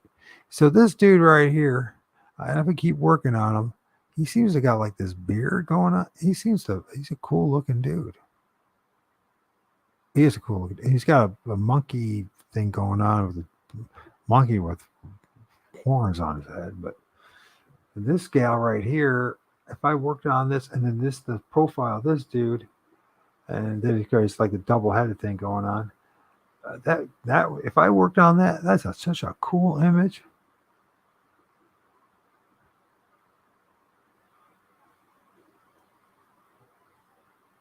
I'm loving it. Takes a while to get used to it. You know what I mean? You have to like, okay, and I act like I'm a lifelong of years of experience to do this. That's not true either. But from my 6 years, and in particular this past year, well, I'm losing it now. The spirit, I'm losing it. You get used to it. You say, you know what?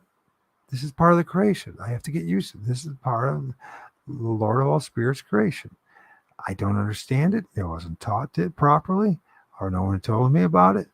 I'm sure there's plenty of shamans and wise men and sages and monks out there know about this stuff, and witches and all that. They keep it to themselves. I think that's really selfish. I think it's incredibly selfish. Well, if they find out, they'd take it away from us. No, they already know that you know. They already know that you know. So you're not hiding anything from anybody.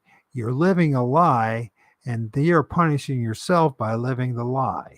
You don't understand the culture. And nobody gives a shit about any culture anymore. I want to know the truth.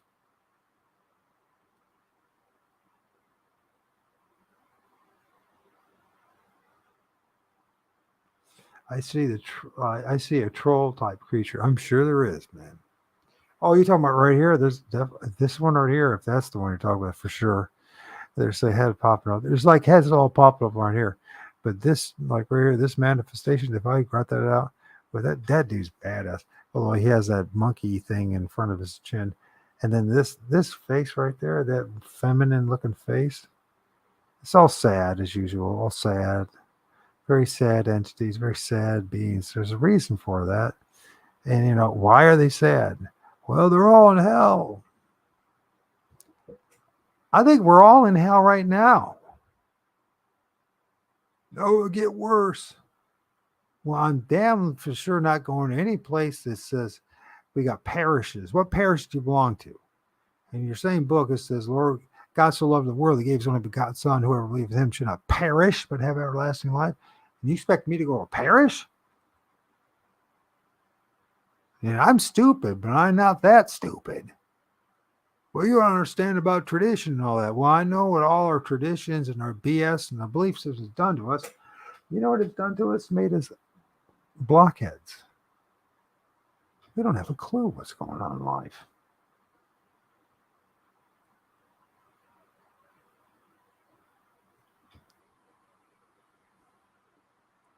So my suggestion to anybody, I'm sure no one's going to listen. Well, I shouldn't say that, but maybe one or two of you is going to listen. Is that if you want to see these things, you want to film them, you don't have to go 20,000 miles to go see these things. They're everywhere. Call upon the Lord of all spirits to reveal it to you, right? Say, God, please show me what your angels look like and everything else. Show me the truth, Lord of all spirits. Help me to know the truth. Because if you won't tell me, no one's going to do it. And I really want to know the truth.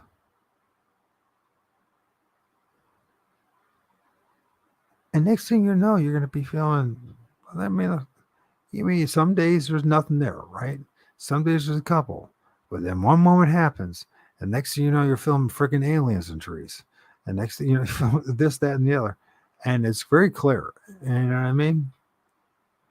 I also think that, the way this place is designed, I don't think that it's really respectful to the creator. I mean, God, I really miss this whole guy right here. This whole guy's this dude right, his eyes. I mean, Jesus, look at the size of him.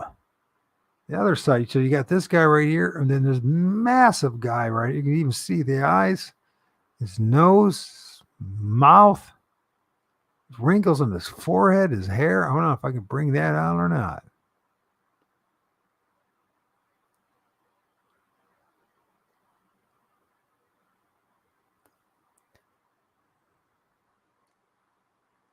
Might be the best I can in this round doing it.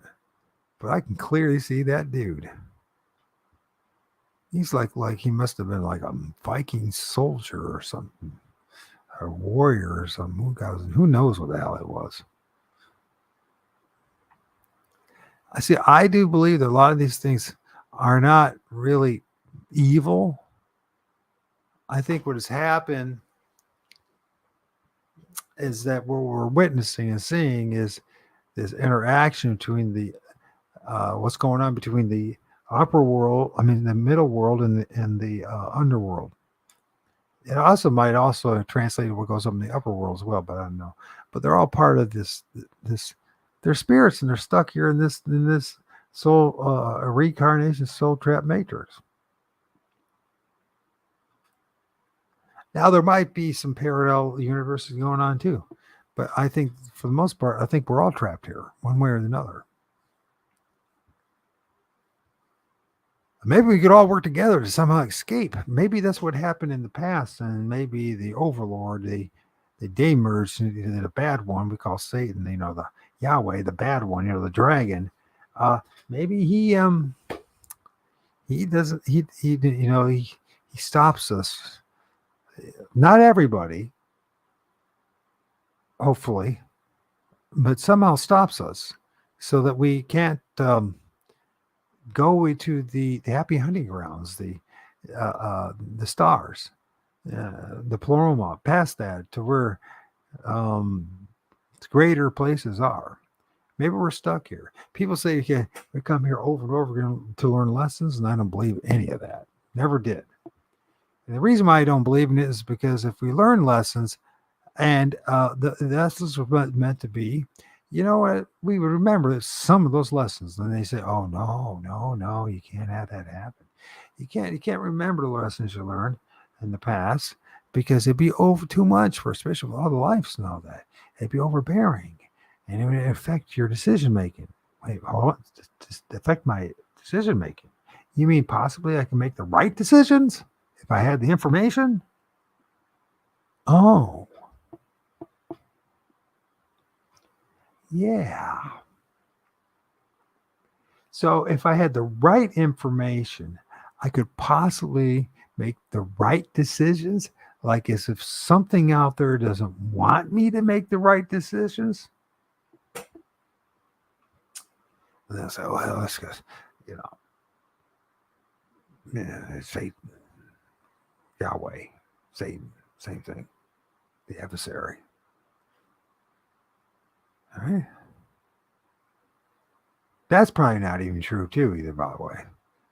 What I'm saying is there's a good possibility that, look at that dude. He's got like a hat on his head and he's got a little nose and his little beard and stuff. He's like an elf or something. And then there's a lady. So it's a head on top of a head, on top of a head. And then you got this dude right here. There's like some Arabian prince or some kind of, the thing is about Native American culture is we know just a sliver of it. They did such a systematic job of erasing so much of it that, they left us with everyone's walking around with Indian feathers in their head. Which I don't believe for a moment everyone was walking around with Indian feathers in their head. I don't. Some people might have been. Some people might have been. Hey, what's up, man? Yeah, if you're still here, man, just one of my images, one of the trees, the spirits in it. I believe that. But I was uh, terrified the other night. Laughed a lot, never ran. I never run, but I considered it help. It depends. You to read the circumstances. You know what I mean? I don't think it's a smart idea to mess with these forest spirits and tree spirits. I think it should just have you show a lot of respect to what's going on around you. But like I said, man, if you stay close to Lord of all spirits, they can't touch it. They're not allowed to touch it. That's not the same thing as going to church on Sunday and what's going on in that church. I'm talking about talking to the Lord of all spirits. That's not a religious thing, and it doesn't. I don't get rats after you believe in it. You know, you try that for a while, and you're going to find out real fast that there really is a Lord of all spirits, and there's a whole bunch of spirits out there, all around us, and that most of what we're dealing with in the woods are us, our ancestors, humans, human spirits, and on top of that, when we say human spirits, we have no idea what that means. So I'm get very strong impression that you might, when you pass on, that you might look like a Sasquatch, or this dude, or an ogre, or a troll, or but with these names that we give them, right? In other words, you don't look like you look here. They'll say, well, you're just a ball of light. And I think that's true as well. But there's certain times when the conditions are right, when there's enough energy that you can manifest and look like several different things, 100 different things. In fact, I'm pretty confident that the orbs that when you see the multiple heads are in the orbs, it's almost like it's a window, a memory of all the people you've interacted with, you talked with, your family members, other things, and I think that's all incorporated. In other words, it's too complicated for any of us, and I mean any of us, to describe with the vocabulary and our own understanding. It's way beyond our understanding. And just like that, Sheldon, the true seekers stayed. And the other ones, they shall go. And we just have to keep on telling the truth, Sheldon. It's a job. We keep telling the truth, and someone's going to hear it. It's not about starting a movement. It's not about changing the world. Never was our job to change the world. It's our job to let the Lord of all spirits change us. And once we get done with all this, we're going to be so much better and bigger as human beings. And one thing is not be afraid of shit. And also not just blindly accept what other people say. Go find out for yourself. The number of entities in this picture are outstanding, and a great example of how they thoroughly mix and melt together. It's almost like layer upon layer upon layer. To think of like transparency upon transparency upon transparency upon transparency. That's what's going on. That's the reason why at times it seems so, well, I mean, actually, most of the time, the reason why things are crappy looking is because of the crappy camera, and you know what I'm saying.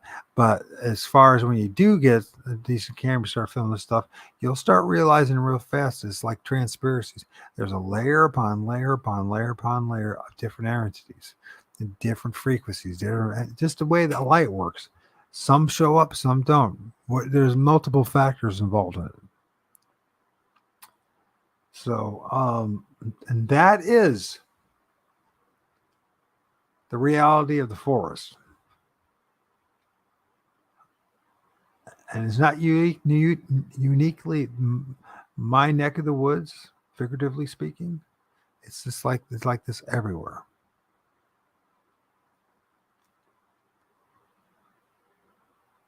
Yeah, it's really a cool picture.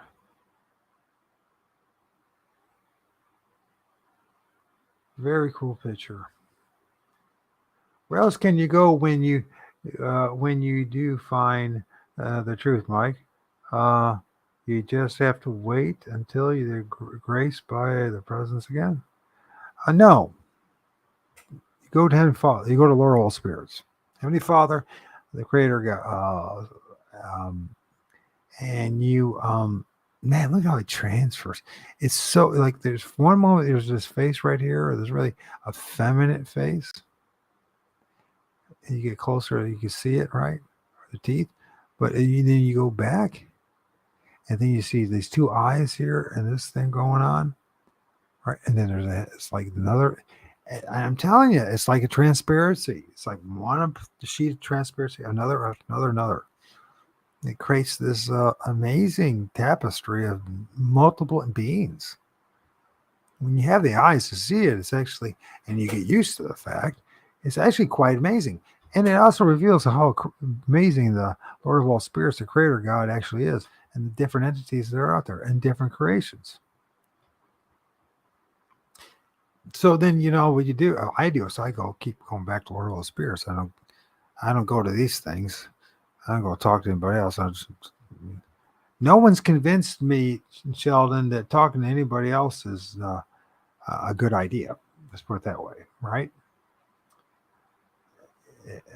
No one's ever convinced me that going to someone else is a good idea. Now, it's okay to have conversations with people and talk to people, but if you think that, you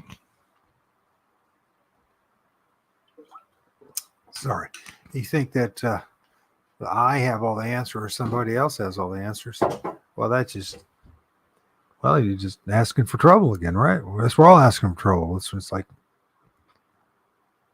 and isolation is a blessing. If you're a pursuit of the Lord of all spirits and you pursue the truth, isolation is a blessing. Being alone with the gods is a blessing. In order to think about these things, to see these things, to contemplate about these things. Some people want it, most people don't. I don't know why anybody wouldn't want it, especially if it's the opportunity to get the hell out of this joint. That's what I'm thinking. Get back to something better or go to the next, who knows, maybe it's the next phase or who knows, we've been memories erased and swiped, or memories have been erased from us. So how the hell do we know what the next thing is going to be? And if it is pareidolia, it's pretty damn cool pareidolia. That's what I say.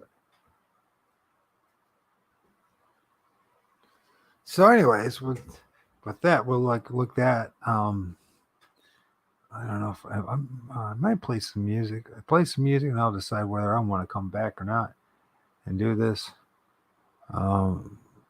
This is just so cool. I think that entity right there, he is so cool. This long black hair drooping down in Native. Clearly, I would assume he's a Native American. Beautiful long black hair. The spirit of a Native American. And then, of course, we got this thing going on here, which is we'll maybe talk about later someday. But and then the other guy is this right here, right? This guy right here with his long kind of hair. You can see his red eyes. He's got this, the ghostly Skeletor face, something straight out of Lord of the Rings or something. And his long hair. Of course, there are multiple entities. There's another entity right in here. But this dude's badass. And he really is badass. Can you see him? And then on the other side, you got the Bigfoot that I filmed. And then all this together. And I'm just like, yeah, spirit realm is real. And so is Lord of all spirits. It's either that or, it's nothing but trickster spirits, period. So with that, I don't know, I think I'm thinking about playing that song again because it's badass. And I just feel like it's one of those nights to be a badass. This is, once again, Wizard Tattooed Band.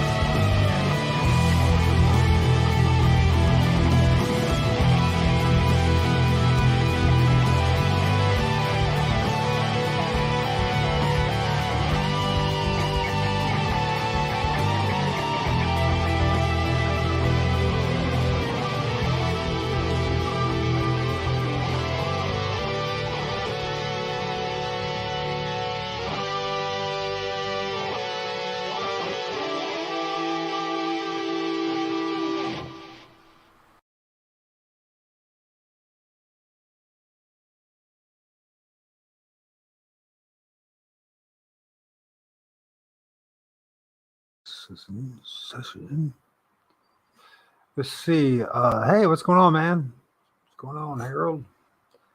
The photo with all the different entities is worth talking about, looking over many times. I agree with you, man. Absolutely. It says a lot about our reality. It says a lot about what's really out there, and it's not something to be afraid of. It's to understand it. I mean, it's the Creator's creation. It's Lord of all spirits' creation. I mean, I don't know what else to say. I mean, I don't think it's a good idea to be jerking around with it. Jerking their chains and messing with them. But yeah, it's pretty cool stuff. Let's see, where am I at with all this? I do want to show maybe something. You might have seen it all before, but let's see if I can find it before we close. And this is a good example of how, quote unquote, cloaking, which I do not agree with, but call it what you want. I think they're just coming from one manifestation to another. If I can find it.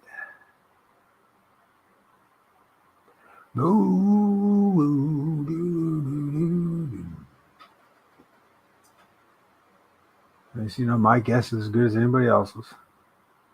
And that's pretty much what it is at this stage, how they go about doing things.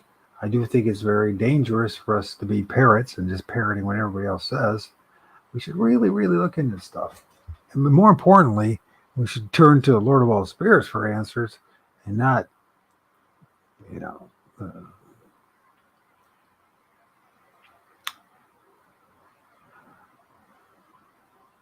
I mean, I don't have all the answers, and I certainly don't know anybody else that does. No human being, that is. We are about as clueless as they come. I'm trying to think of which one I wanted to show.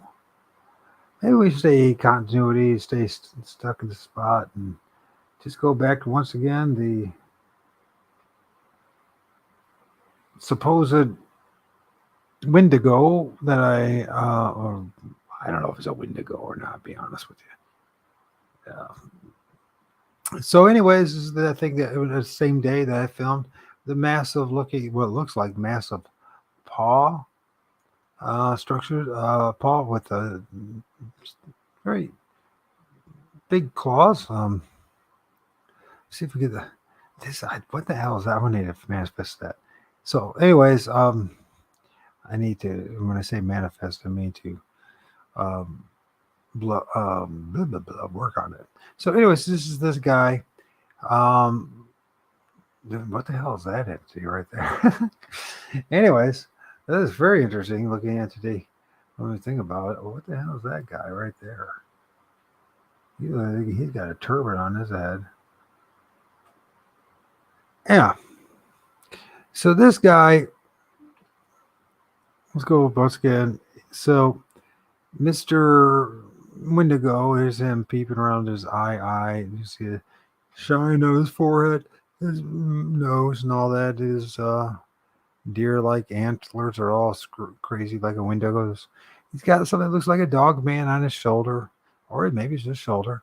He has this feeling he's got a Bigfoot head on manifesting on top of his hand, but his hand's got massive paws, and you see there's a claw here and a claw here and a claw here, yeah, maybe 6 fingers, maybe 7. I have no idea how many fingers he actually has, but it's a very cool image that I filmed the very same day in the very same spot in the very same location, which the Lord of all spirits led me to reveal this stuff to me.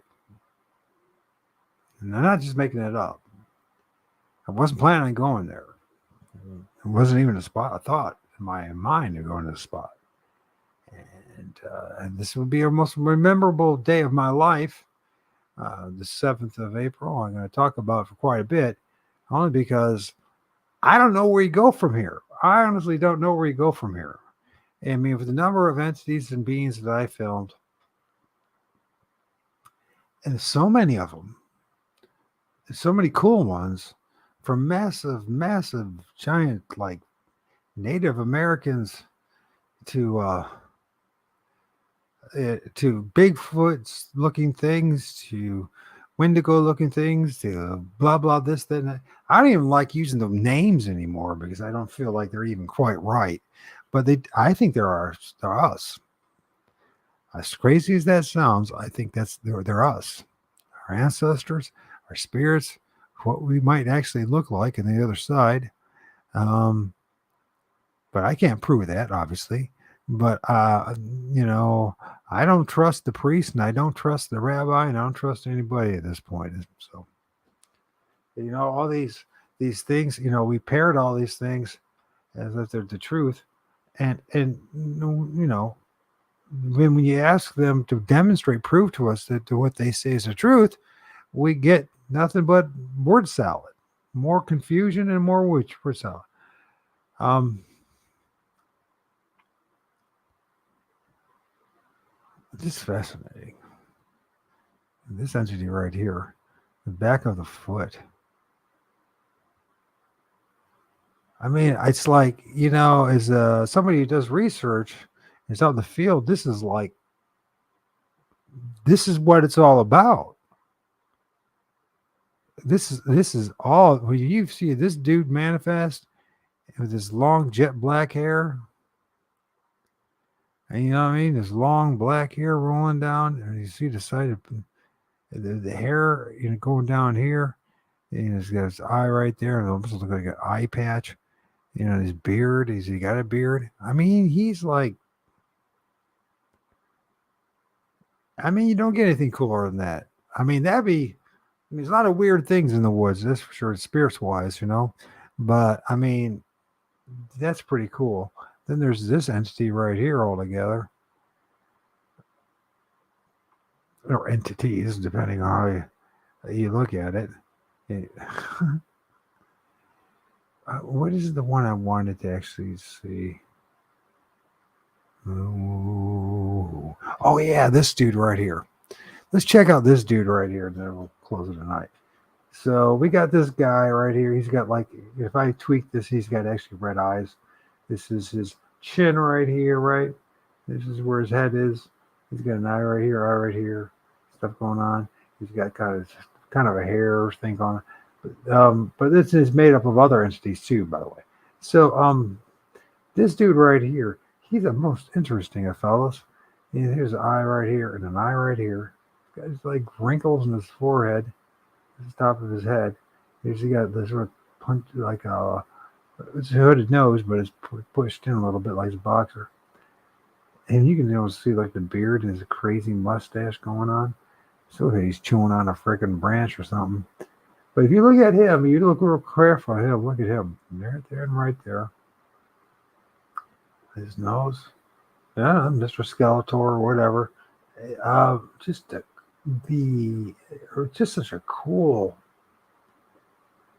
The collection of images, and we're just looking at just one image, but I mean, the positions of these entities changing of positions. The one that has got the infant, the supposed Bigfoot, looks like Bigfoot, and what we consider a Bigfoot or Dogman. But I don't know about that anymore. I don't know anything anymore. The more I look into this stuff, the more I realize I don't know anything, and I don't think anybody else does either. We just think we do. We know bits and pieces of it, but we don't know, the whole totality of what we're dealing with here, right? Of course, we've been told that it's nothing but evil, and that we're supposed to stay far, far, far away from it, and that, oh my gosh, if you find out about this stuff, you're going to be possessed and the world's going to end and all that. But, like I said, and I'll keep on saying, I don't know, is it a woman that maybe is what it actually is? I don't know. Or is it a man with long hair type of thing, red hair? The red-headed giant, huh? Red hair giant, maybe.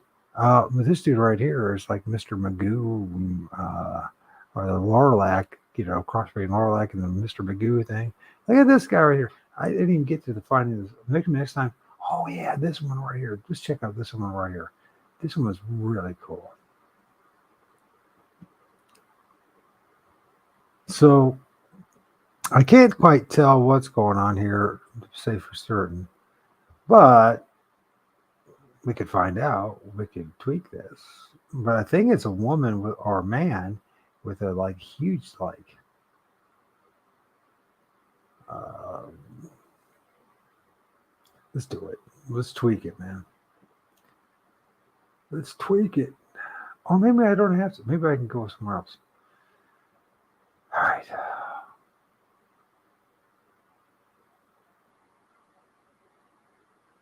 I get all these. Uh, get out of some of this. Some of these images you already seen. Let's go. Maybe I think I already made snipped that section, so I should be able to just go find it. And the reason why I want to do that is because I want to look at that entity, that being, that human spirit or some sort. I know this. How dare you? How can you say such a thing, Mike? Is this it? Okay. Let's tweak this one. Well, the one guy that called me a tweaker, I guess in a way I am. I'm tweaking videos, right? My images accuse me of being a tweaker. I don't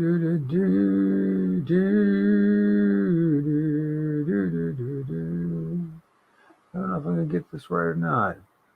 So I want to work on this area right here. This guy right here. But I'm not liking the position of it, so we're going to have to go back to Mr. Wendigo. I mean, look at that guy. I mean, look at that parrot-looking dude. He has a round ball in his mouth. And sticking his head out. Still, I can't. That is so wild. It's like reminds me of a cockatrice. Okay. So this is the guy I want to look at. So I'm going to go right here. Have a little patience with me. And there's another guy right there. There's so many of them to look at, right? There's so many of them to look at.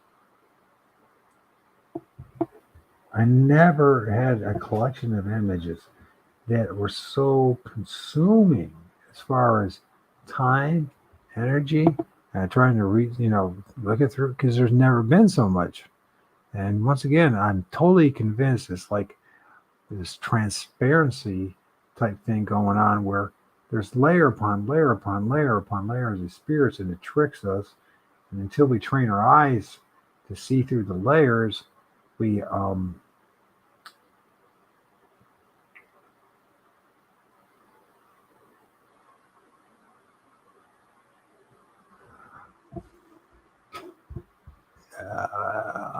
you know what I mean? It's like, what am I looking at, So this is the dude I want to look at. There's more, but I want to look at him. And I think when we bring him out, I think we're going to have something pretty cool to look at.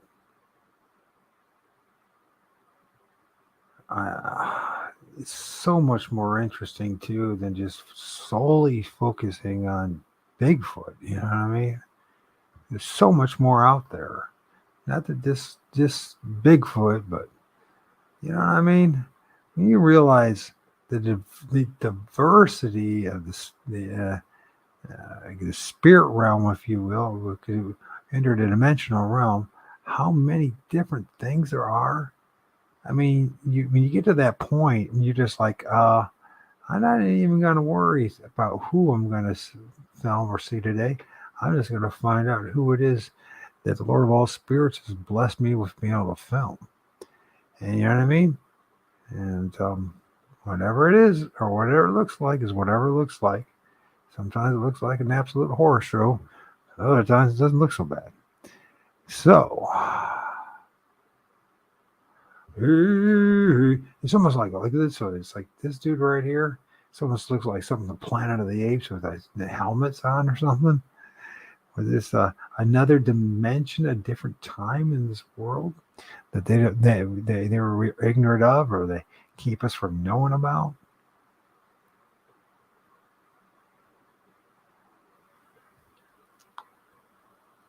And like I said, I investigate, I explore, I learn, but I don't like, oh, I need to be your best friend type of thing. You know what I mean?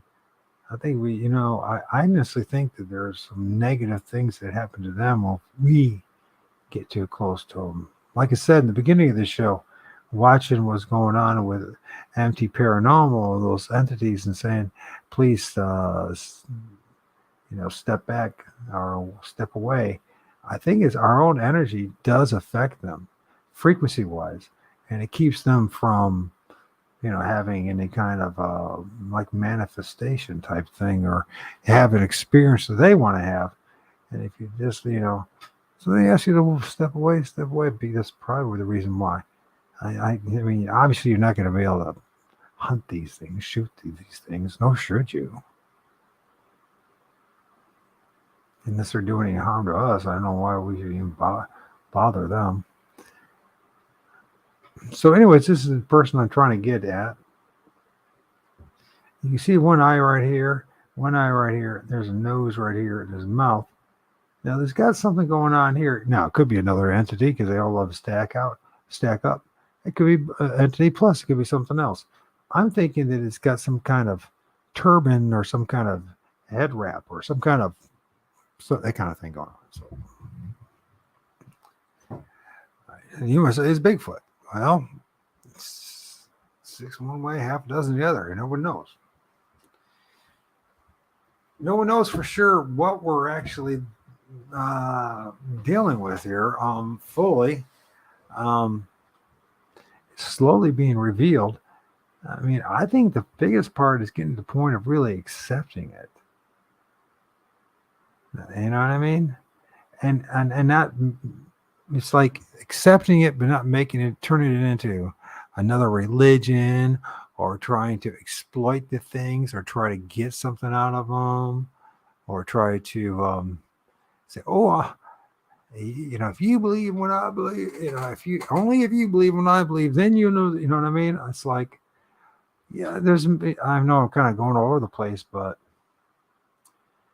it's really cool when you look at it and I'm not using anything fancy. It should be a standard in anybody's computer where I'm using. So,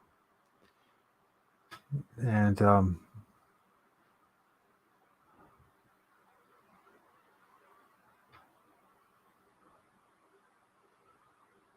I'm just having a hard time. And I was going to do this montage of all the spirits that I filmed since the 20th of February this year, and I'm just like, gosh, I was like, it's going to be like a 4-hour video of just every 5 seconds a new video image, and some sure might, I get tricked, and some might turn out to be pareidolia, but 90% of it for sure you are really, there's something there, you know what I mean? It's beyond my own personal creative license going on here,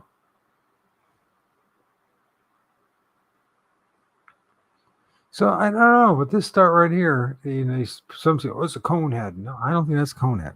Now there's another entity and stacked up on it, or it's actually got some kind of huge head bonnet, some kind of, we don't know what people were wearing back then in the fashions. God knows what they were wearing. You know what I mean? We weren't there, and they didn't educate us properly. Most of us never even bothered to look into this stuff in the first place, right? So we really don't know exactly what their fashion was, what they looked like, their mannerisms, their dressing. You know what I mean? What were their priorities back then? You know what I mean? What did they value? How many times has this place had a race set?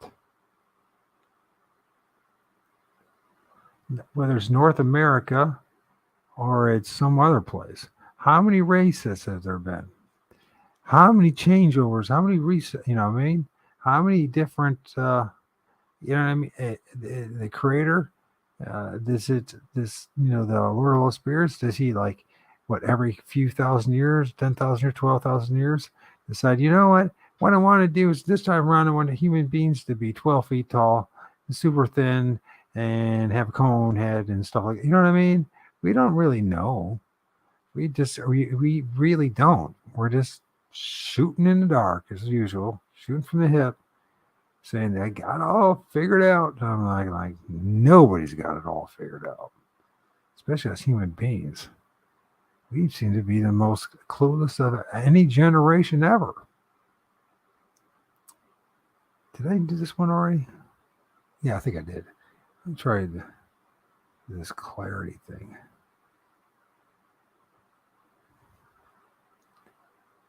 It's funny how you adjust a lot these few basic settings, and how things can that are there can pop out, and other things are there can be, you know, just almost turn invisible. But I think this is part of it. Once again, when you're filming these trees, you got to, especially in year one, you're being led by the spirits. There's going to be, it's like having transparency upon transparency upon transparency. So you got to learn how to, work through the different layers. So I'm not quite sure if I can master this one in this round here, but I'm going to save him because I'll probably tweak him again. But you can see his eyes. Oh, it seems like a nose. This might be the side of its face. It might be a she. And there might be another entity on top of it, or it's a big, some kind of headdress of some sort back then. There's entities around it. There's something going on here. I mean, I'm not tweaking all the rest of stuff, and of course we're losing detail from other things, especially this guy. But that's cool.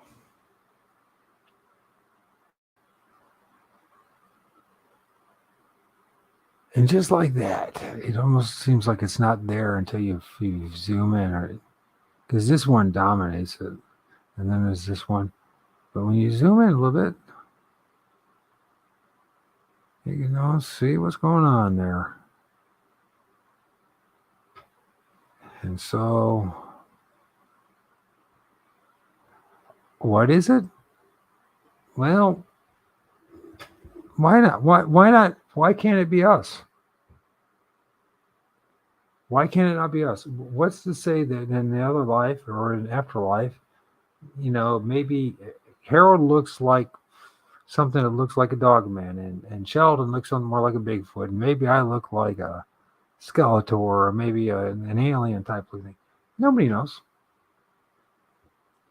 You know what I mean? We really don't know. You can't trust the imagery that we got from the Vatican and from pretty much Christianity and other religions, because they just take those things. Those religions are used to control us. So, and we got to be very careful not to become part of the religion of Bigfoot. There's an entity right here too. Very interesting looking one. Look at that. His big eyes. He's almost like he's looking like he's wearing a helmet.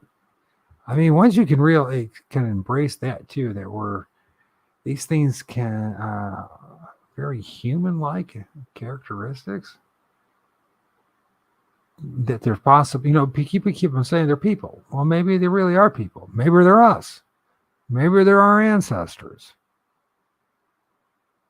Maybe we ought to readjust our thinking. We have had a lot of other people thinking for us, if we're honest about it.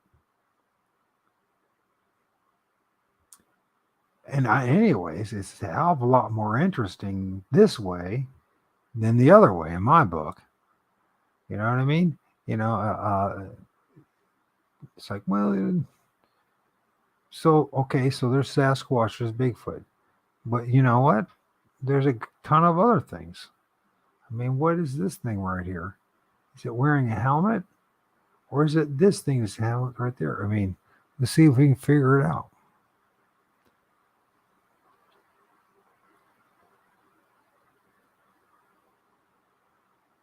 I mean, this one, if this is the entity, it's wild looking, man.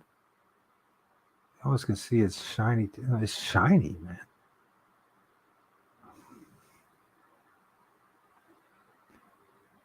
And once I'm telling you, the secret is the filming this Bigfoot and spirits on a consistent basis and all the different ones. Is you got to call upon the Lord of all spirits. You got to call upon God, not them, not try to befriend them. I would strongly recommend not following anybody else's counsel but God's. It's not a religious thing. I'm not telling you to go to church. I'm not telling you to go to your pastor because none of them are going to understand you in the first place. They're so stuck in the matrix, there's no way they could understand you. If they were one of us, they would soon walk away from it. So we got this really interesting thing going on here, right? Is this like a male or a female? Is this a female? If that's a female, then there's also this entity here, the bug-eyed one. Probably has very red eyes. And so, we if you can embrace this, so you see these people that have, their field investigations and having their experiences, you don't have to worry, is it a Bigfoot? Is it a monster? Is it a ghost? There's a million options. And honestly, I don't think they really want to they can't afford to interact with us. I think our own personal torrid field that we create, the energy that comes out of us, is more negative to us than we realize. They're more negative to them than we realize. That's why they keep asking, please to keep your distance, stay away. They want to interact. They're interested, but they don't want to get people to get too close. And it's because they're afraid they're going to have to jump into you, or it's because something more simplistic and more pragmatic or practical, that it has something to do with energy. For them to have the experience that they want to have, maybe it's touching your electronic devices, or it's something else in that nature. You know what I mean? As long as it's not doing any harm to you, what does it matter? It's not like,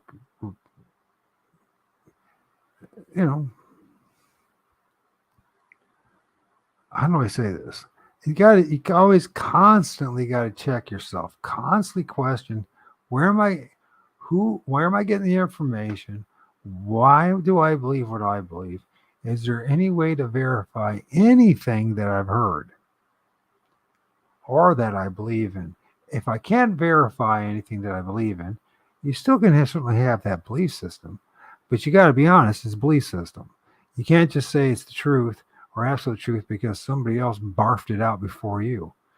And I'm speaking to myself too. There's 3 fingers being pointed at me, right? So I'm speaking generally to all of us, right?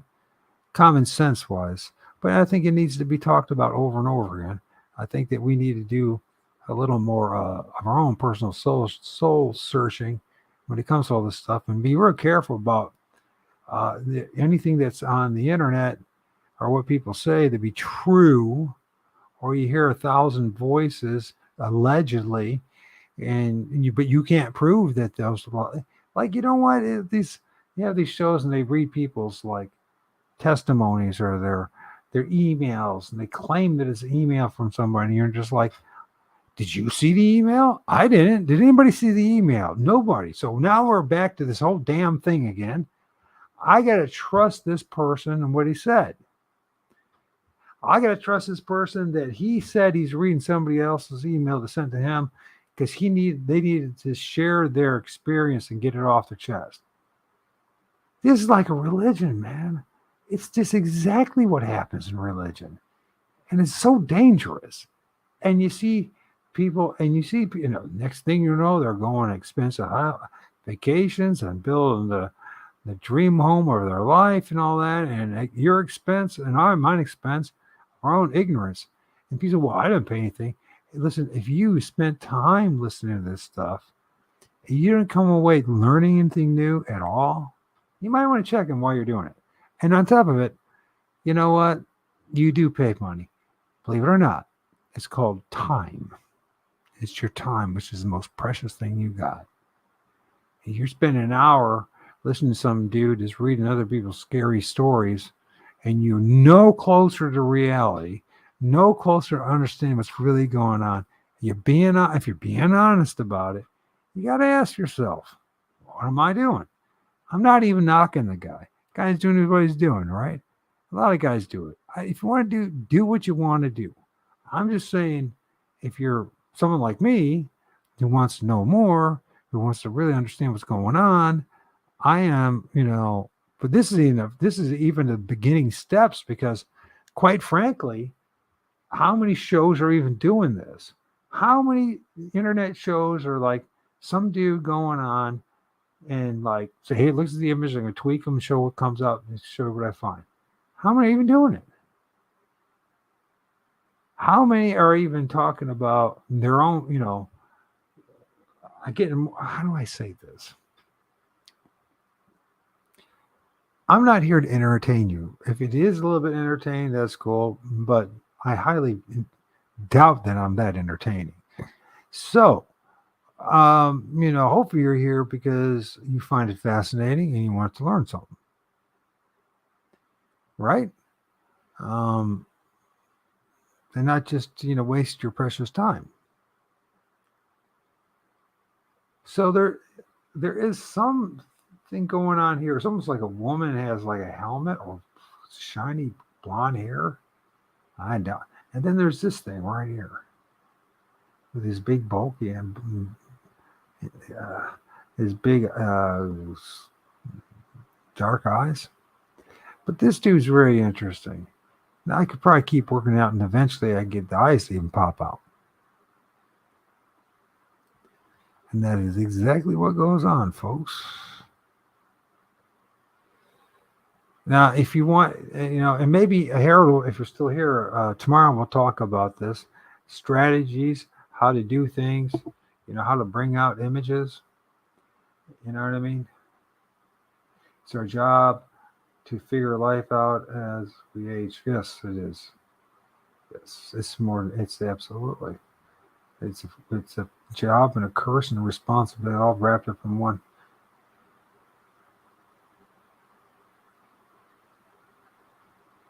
That's very cool, man.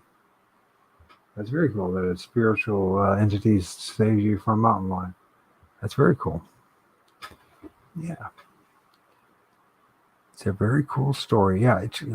Harold has some interesting stories. We talked on Thursday and his experience with a dog man and a Bigfoot.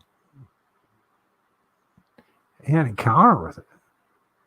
That should be very interesting. And love to get into more detail about Harold the person and why it happened and what could have been the reasons for it. Because it wasn't simply just location. Once we realized we're dealing with spiritual beings, interdimensional beings, they weren't just thrown in your life for just happenstance, just to scare you. And they certainly wanted to, simply just, hey, we're showing up in Harold's life to let them know that Dogman and Bigfoot are real. I don't think that's what it's about either, to be honest with you. It's part of it, but it's certainly far from it. When you start realizing how with synchronicity, synchronism, what's going on in the world, why some people show up in your life and why others. And it usually, when you first have these incidences, you think that you're, the guy in charge, and the reason why you met this person or done that thing is because you chose to do that. Well, you'll soon find out how limited you're when you really do some reflection on your own life and the world around you. How limited your personal free will actually is. Yeah, some, but it's limited. There's a lot of other forces in our life, driving forces, driving us to places we never would have imagined, really. There's a lot of people out there who are so full. Man, you know what? This right here is almost starting to manifest into another head. It's almost starting this, you know what I mean? So you got this head, and then if you look right here, now it's almost looking like there's like a nose here and a Bigfoot-ish thing on top of that head. And that's how it works. They stack on top of each other. It's like transparencies. These putting one transparency on top of another, on top of another, and you're going to have 50 transparencies, just like what the old cartoonists used to do, right? I wouldn't be surprised if they were inspired in doing cartoons from these things. And so the old cartoonists like Walt Disney, all that, they don't have transparencies. They put one on top of another, after another, after another, until eventually they had the seed that they wanted, right? One person would do one and would draw one like Donald Duck, and another person would do Mickey Mouse and blah blah blah, and then you put them all together, and right, and it would actually be like a dozen transparencies on top of each other to create the image, the scene. And I really believe this is exactly what we're dealing with here. That's the reason why it's so tenuous at times, tricky at times to even find an entity and hold on to it, because we're dealing with multiple layers of spirits and entities over each other. You know what I mean? I think that's why it's really important too to use get a decent camera, and lighting is a really important thing I discovered too. If you gotta learn the area, or be put in the area, like what happened to me. It was 4:30 in the afternoon.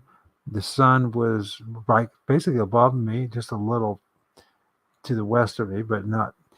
And I was filming to the west, so it's just the right lighting, the right time to have these things be seen in the woods.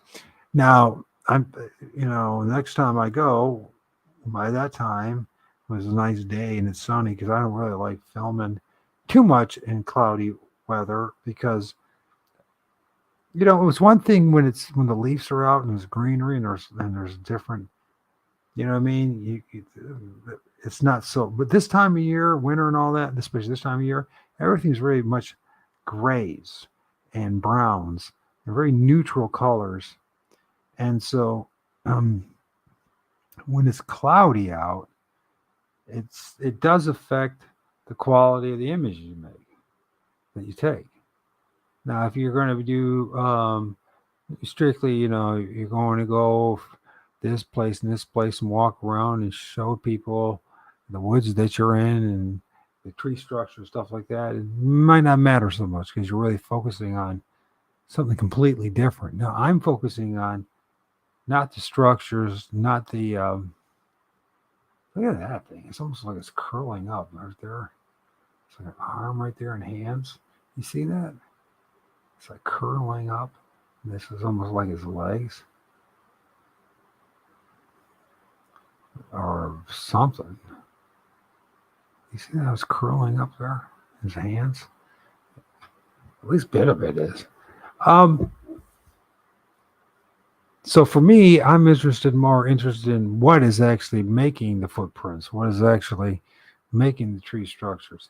At this point, after 6 years, when I was like everyone else, it's all Bigfoot. I'll be honest with you, I don't know that. I mean, I got a tree structure 350 yards to the east of me, due east. I have no idea that Bigfoot did that. It could be a completely different entity. And it's really dangerous to simply operate in belief systems. You always got to be very honest about things, I think, in life. And I think the spirits and the level of spirits appreciates someone that tries to be honest about things. So instead of just projecting onto it that because somebody else said that's what it is, for all we know, there are multiple different entities that do it. I am at the point right now where I really believe it is our ancestors. It is our ancestors. These are human spirits making these structures. Most likely, people from indigenous populations in that area. There's no reason for a Bigfoot to make any of that shit. Honestly, there's nothing that it would benefit from. If Bigfoot was what everyone is saying it is, it doesn't need to make some TV structure. And people say, well, it's a portal. Well, if you stick it with me, the images I'm going to show you, this collection of images, a portal is actually opening up. And there is some tree leans, but there's no TP structure. You know what I mean? There might be an X, but I've also seen the same thing. I've seen entities manifest where there was no tree structure in sight, but there was trees, mature trees, big trees, water nearby, that kind of thing, right? And the proper lighting the proper time of the day, you can get some amazing things that are there, but it can only be seen at the right time, the right day, right? You can only film at the right time and the right day. That's why it's so important as, people who are cameramen and are, operating, whether it's, cam recorder or doing stills, whatever it is that you understand lighting. You really need to study it. Now, you don't have, listen, everyone does going to do their own thing. Some people just want to be internet personalities. They like, the following and interacting with people, and that's all that it is. That's all right. That's their gig. As long as they're honest about it, as long as they tell people about it. And you know what? It's also incumbent on everyone else. We're adults. We should use a little bit of our own critical thinking about what is this person really trying to achieve. It doesn't make them a bad person to want to have a following and have people, watch their videos. That doesn't make them a bad person. The fact of the matter is, we as individuals have to make the decision why we're watching what we're watching, right? So hopefully, and this, what I'm doing, I'm trying to not only, work with investigators, Bigfoot investigators, and paranormal investigators, and other people too. I mean, I can't wait to interview Esoteric Eddie. I think there's going to be a lot of things that people are going to hear that will resonate with them, and probably for the first time too. And but it all depends. I want to know the truth. That's my motive. My motive is I could care. I realize I already had the thousands of subs. My old channel had thousands of subs, and they nuked me on the 6th of January, 2021, along with thousands of other channels as well, for simply speaking the truth. I already knew how wicked this place was, or as far as, when I say, I don't even know that's the right term. You know what? Corrupt we are in the situation. How most people just, honestly, I don't even think people can help it. I think people they're meant to be who they are. And it's not really a matter at this point to me judging them. I don't think they can help being who they are. I think really are people who have been created to be terrors in the world, or people that do real good. And some people that do nothing but pure evil, or as we call evil, you know what I mean? You know what I mean? To do violence in the world. And other people, to bring, joy and peace in the world. I think this is what we're meant to do. Everyone has a little mission to do in life. I know my mission, what my purpose is, and it's just simply to do what the Lord of Spirits asked me to do next. He told me last year it's time to go back into Bigfoot again, Mike. You spent all those years trying to warn people on this thing and that thing, and now it's time to do this. And I go, okay, not Bigfoot again, God. Not Bigfoot again. But now I know why. Because Bigfoot is just a little piece of the story. And once you can embrace that the story is so much bigger, so much more interesting, so much more fascinating, and it's more eclectic, it becomes a really just like a cool journey go down. And there's no more longer about, but it's easy for me to do that because I don't follow the group. I do my own thing. But if you're someone who's still in that paradigm of group thinking or whatever it else thinks and whatever it wants, it's going to be difficult for you to just walk your own path, and you're going to need help. And here's another thing: if you really are doing it, your own path might be something completely different of mine that actually might even rub up against mine. That might even, in the end of the day, reveal a lot of flaws in what I see. But because I'm interested in truth more than my what people think of me, and if everyone loves me and all that kind of stuff, because I know it's out of my hands anyways. I'm willing for people to correct me. I like being corrected if I'm wrong. I like being pointed out wrong. If I'm being treated disrespectfully, with disrespect, and it's clear that the person who is questioning my decisions and my own personal judgment has very little to back it up, and they simply just parroting something they read out of the very first thing they found on Google, or what the official narrative says must be. That's going to bug me. I'm not going to dig that. I'm going to say, you know what? I know who you are. I used to be you. You're a fraud right now. You're not being real. You got nothing here. You're just attacking me because you're not even in control of your own self. You have some other entity or some other being controlling you, telling you to show up on my show and question me and who I am, right? And listen, I don't care. If you want to think all this is pareidolia, think it's all pareidolia. I don't give a crap. But don't come on my show and start saying crap like that, or question who my integrity is. You know what I mean?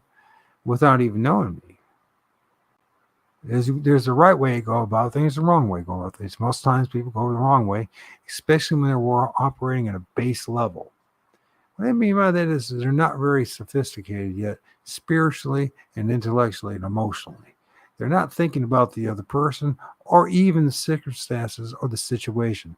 What they're really interested in doing is just being heard, which I understand. Everyone wants to be heard. But you know what?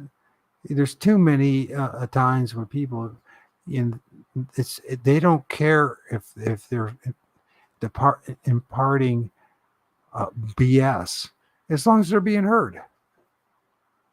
Well, I don't want to be that person. Never wanted to be that person. Of course, that kind of, you're not going to be invited to many parties with my kind of attitude, but that's not a bad thing. Because, most parties that I've been to in my life was with a whole bunch of people that I wish I never met again in my life. And I'm sure they felt the same way. And I definitely don't want to go to a party again and arguing about politics. God almighty. So anyway, there's something going on here, isn't there? It looks like we got a couple dudes there. Look at that one. That is, now if that ain't squatchy, I don't know what is. You look at this line, you assume that that's a branch. I don't think that's part of the branch. I think there's got some glowing up, potentially, because the branch, it doesn't look like, it kind of looks like it's running through there, but that looks like it's forward. And look at that guy right there. That's a pretty good one, isn't it? That might be worth our time.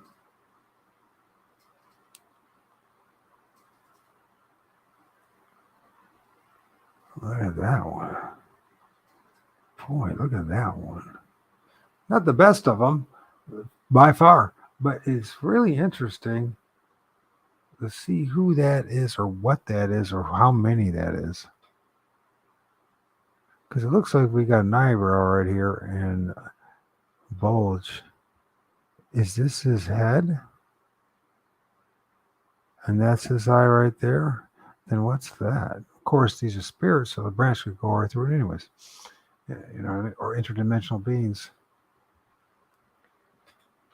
Ultra-dimensional beings, maybe. We're doing one. What the hell? I'm staying up late. I gotta get a doctor's appointment. And then I want to do laundry. Shoot, I don't want to do laundry. Oh boy, I don't have to do it until tomorrow. It sucks when you're your own man, your own person, and live in the daddy place. You know what I mean? You got to go to laundry, man. I have no fun in the laundry, man.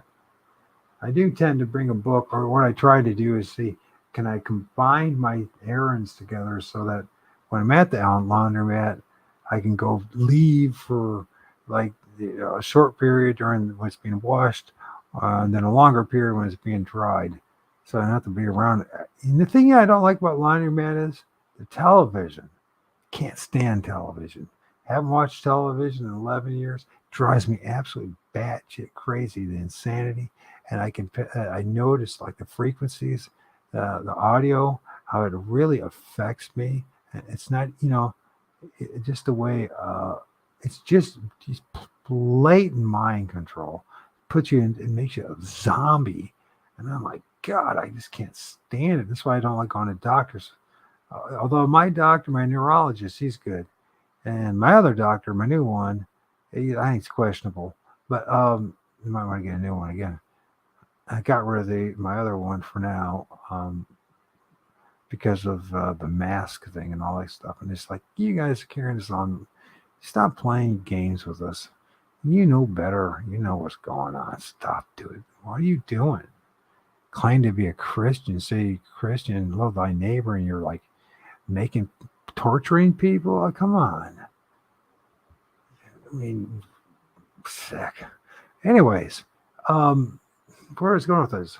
So that television, torture, absolute torture, pure torture. It's all stupid.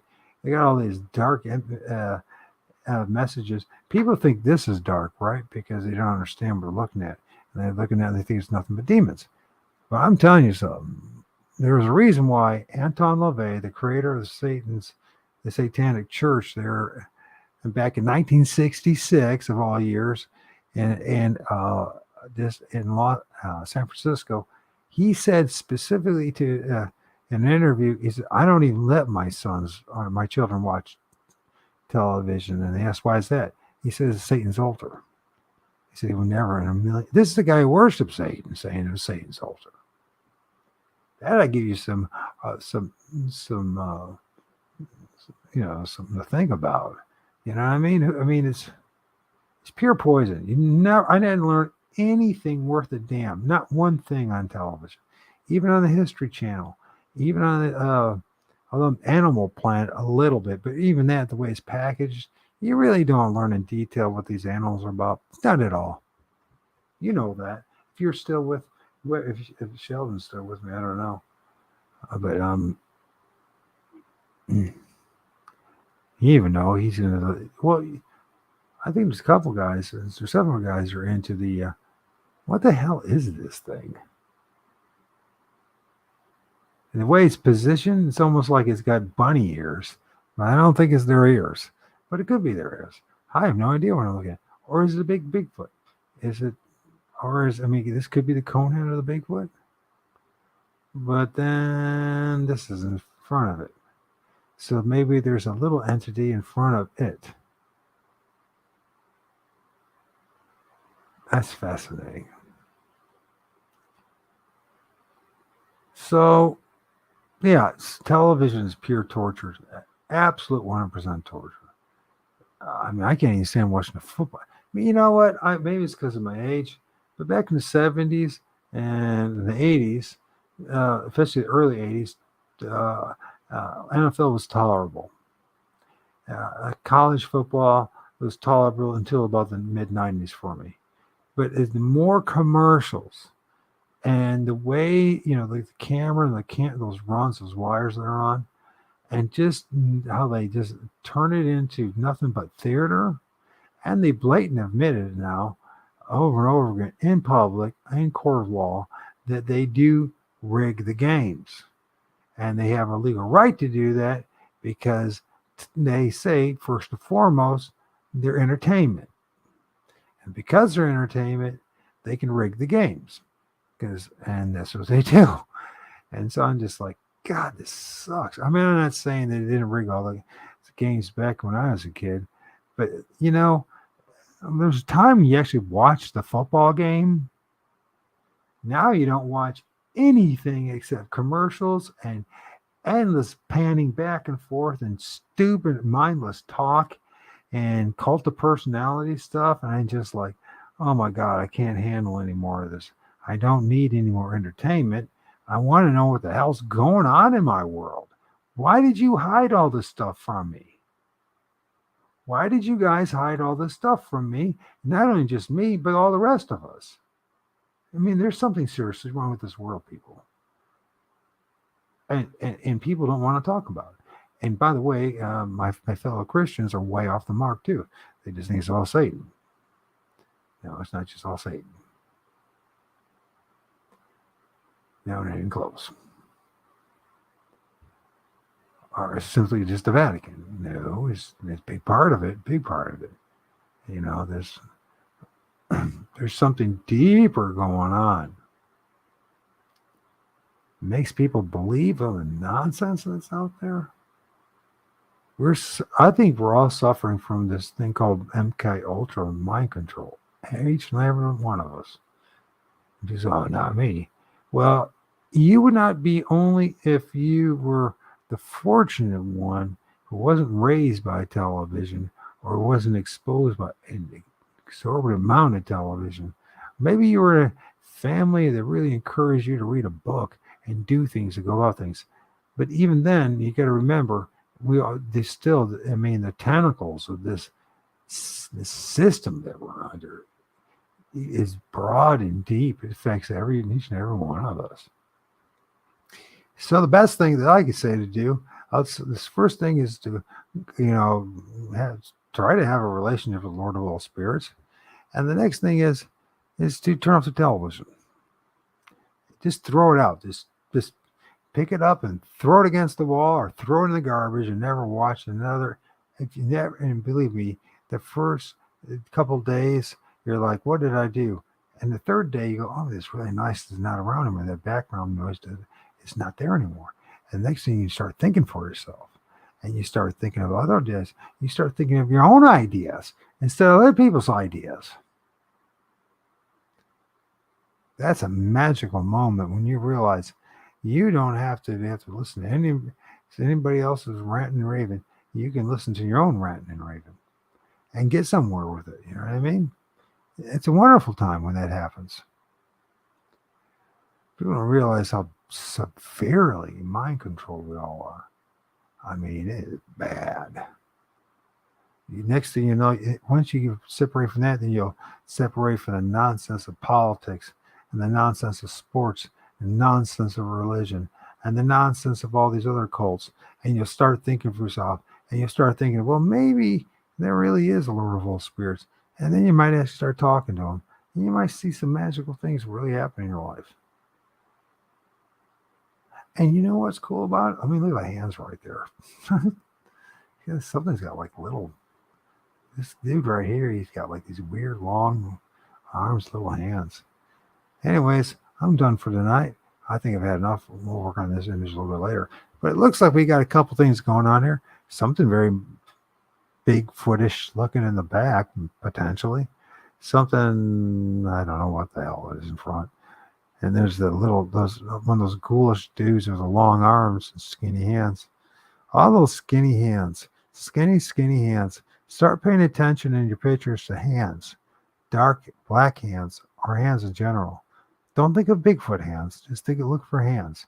You'll be shocked the number of hands that are out there in the trees. Oof. You'll be like, wow, what the heck's that all about? So with that,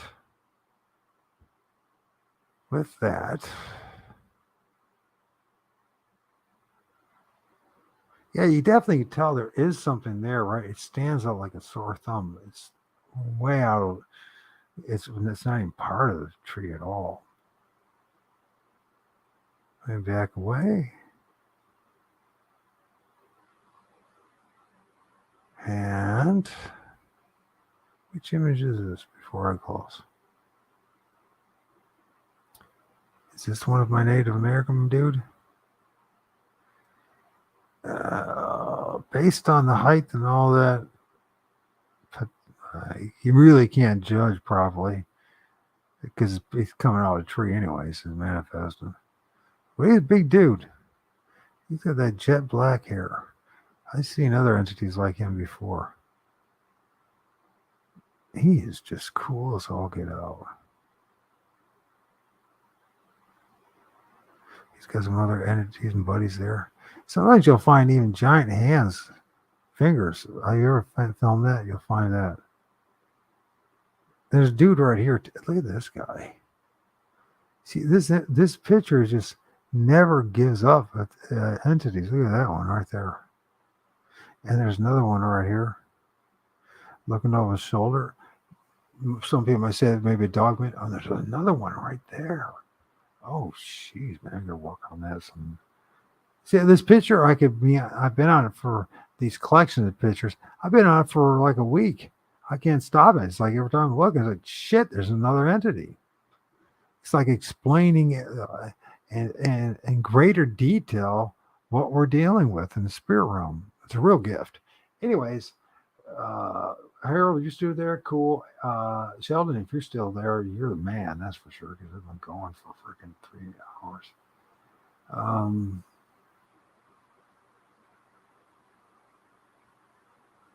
and the other folks, if you're there, hey, thanks. Anybody else stop by? Take seriously some of the things I said. Got any questions? Let me know. If you want to talk, let me know. And this journey can be a lot more interesting. Let it. Let the director of this play direct. The true director, which is not us.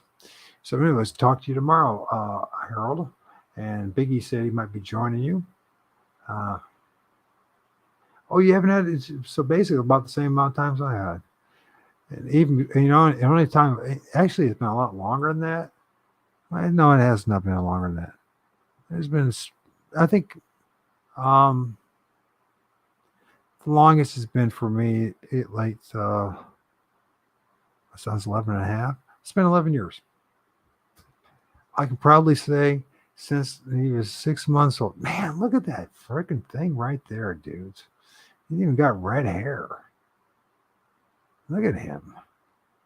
Then you got this crazy entity there. I found this one somewhere.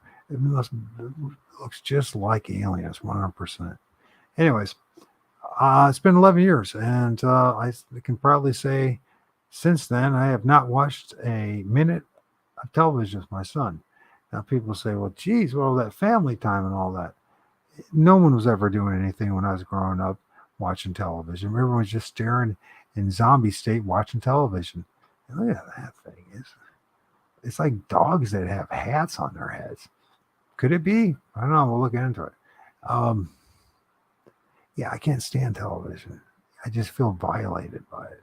I feel like I'm being, truly violated. I'm thinking of words you probably can't say without getting banned. I feel truly, truly, truly violated by television. Most of the internet. I truly do feel that way. I can't stand the radio. Oh, God, I can't stand it anymore. Thank God for, we can get music, other formats, because the radio sucks. I mean, they're still playing the same songs from 70 years ago, literally. And let's talk about the 70s now. That's what I'm talking about. You know what I mean? 70 freaking years ago. Well, that'd be 50 years ago, excuse me. Still, that's my lifetime. 50 years. I mean, God, do I have to hear Brown Eyed Girl one more time? I ain't going to do it. Don't want to hear it. Don't care about it. Don't ever care to ever hear it again. It was good at one time, and that worn out a long time ago. You know what I mean? I don't want to hear Brown Eyed Girl anymore. Jeez. Ugh. There was a couple bands that were great in their day. I liked the Who at one time. They were awesome. Led Zeppelin had its moments. It was great. Who else was really great? Guns N' Roses was good. I'm talking rock and roll now. Gosh. Johnny Cash. Now that was a loss. He was a gift, that's for sure. I mean, anybody can play that simplicity and so meaningful lyrics and all that. It made you really think, didn't it?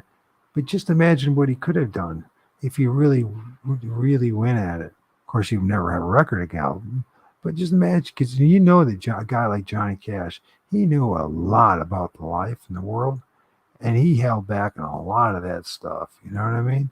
Because you're not in mainstream media, you can't talk of truth, part truths. Just talk about sex, drugs, and rock and roll. And if maybe we're throwing a little Christian this and that, whatever. just to pacify the populace. But, maybe we'll talk a little about prison life. That's somebody. Yeah, we'll do that. You know what I mean? It would make it feel like you really relate to all the common man. You know what I mean? I'm not knocking Johnny Cash because Johnny Cash was amazing music. What I'm saying is, if he didn't have all those, if he wasn't so hamstrung and kept from actually being able to speak the truth and sing the truth, just imagine the things that man could have said to the populace. Can't do that though. Can't let people know what's really going on. But we're going to do it because you know what? We got nothing to lose and everything to gain. And that's the most wild picture, I think. Look at that in the detail. Now that I'm looking at it, it's a woman-ish looking thing here. And it almost looks like this dude, if I brought that out, is kissing her on the cheek. Along with, here's the big Native American man. And then on top of him, he's got this big entity thing. And some people might call it dog man. I wouldn't call it dog man. I don't know what the hell it is, but it don't look like a dog to me. And it doesn't look like a Bigfoot. It looks like something. Catman, we generalize things. Well, we can make up our own names. That's what I think we should do as well. Once we get to this through this stage, we'll start making up our own names. Why do we have to use the names that are offered up to us? Why might as well make up our own names? But this dude, he is so cool. He's like a cross between a rock star and a hardcore Indian. Look at that long black hair. I know other people seen that before. That is so bad. He even looks like he's got Native American thing, like wardrobe or what. I don't know. It doesn't. It's not, but it looks that way. They're so set up. But that head popping up, the way that hair looks and everything, that is badass. That is what I should use for my freaking avatar, my show. That is so. I mean, look at that. The head, and then you got this big beastly thing, dog man, whatever, over his shoulder. That is so cool. We'll have to talk about that tomorrow and have to see a hands up who would agree with that being my new show's avatar. That is awesome. Yeah, Lord Ord. We'll call him Lord Ord. The guys are calling me Lord Ord. Let's call him Lord Ord. How's that? Call my man Lord. With that, a massive rambling. I thank you so much. You guys have listened. You know, it's great therapy for me, and I hope you learned something. I hope you realize, in the end of the day, I'm a voice you can trust, and a person you can trust, and I'm not out to exploit you. And let's work together as brothers and sisters to get to the bottom of this stuff. You know what? The Oklahoma cryptid search team. Well, let's have a broader team. There's the Oklahoma cryptid search team, and there's our. I don't even know if we're international. I don't even know this right word. Oh my God! Look at this guy. You see him? Look at the hand. You can see the thumb. You can see the fingers. Look at him. It's a gem. This is one of the coolest. And here's the thing. The secret is, I told you guys, is to call upon the Lord of all spirits. Be sincere about it. Ask him how his day. Ask him what's going on. Ask him how he feels about you. What does he want from you? Talk to him. Bitch at him. Yell at him. Complain to him. Say stuff to him. Treat him like, well, a good father. You know, a good father is going to tolerate all sorts of nonsense from his son or daughter. You know what I mean? Because he knows. He knows where they've been. He knows what they're going through. He's not going to, make life worse by, beating them. You know what I mean? Punish them for all eternity. Talk to the Lord of all spirits. He'll really reveal this stuff to you. Just erase. Don't. I'm not telling you to become a Christian, go to church, or do anything else. I'm telling you, just talk to him and find out, first of all, if he's even real. How are you going to know he's real if you can't? Now, people expect him to talk to you. He's never verbally talked to me about anything. but he has put me in positions, in places. God, look at the other ones, what people call cloaking and all that, which I don't believe is cloaking. Look at the dude here, man. Look at this mouth. Oh my God, it's cool. Anyways, I gotta shut up. Thanks, everyone. Talk to you later.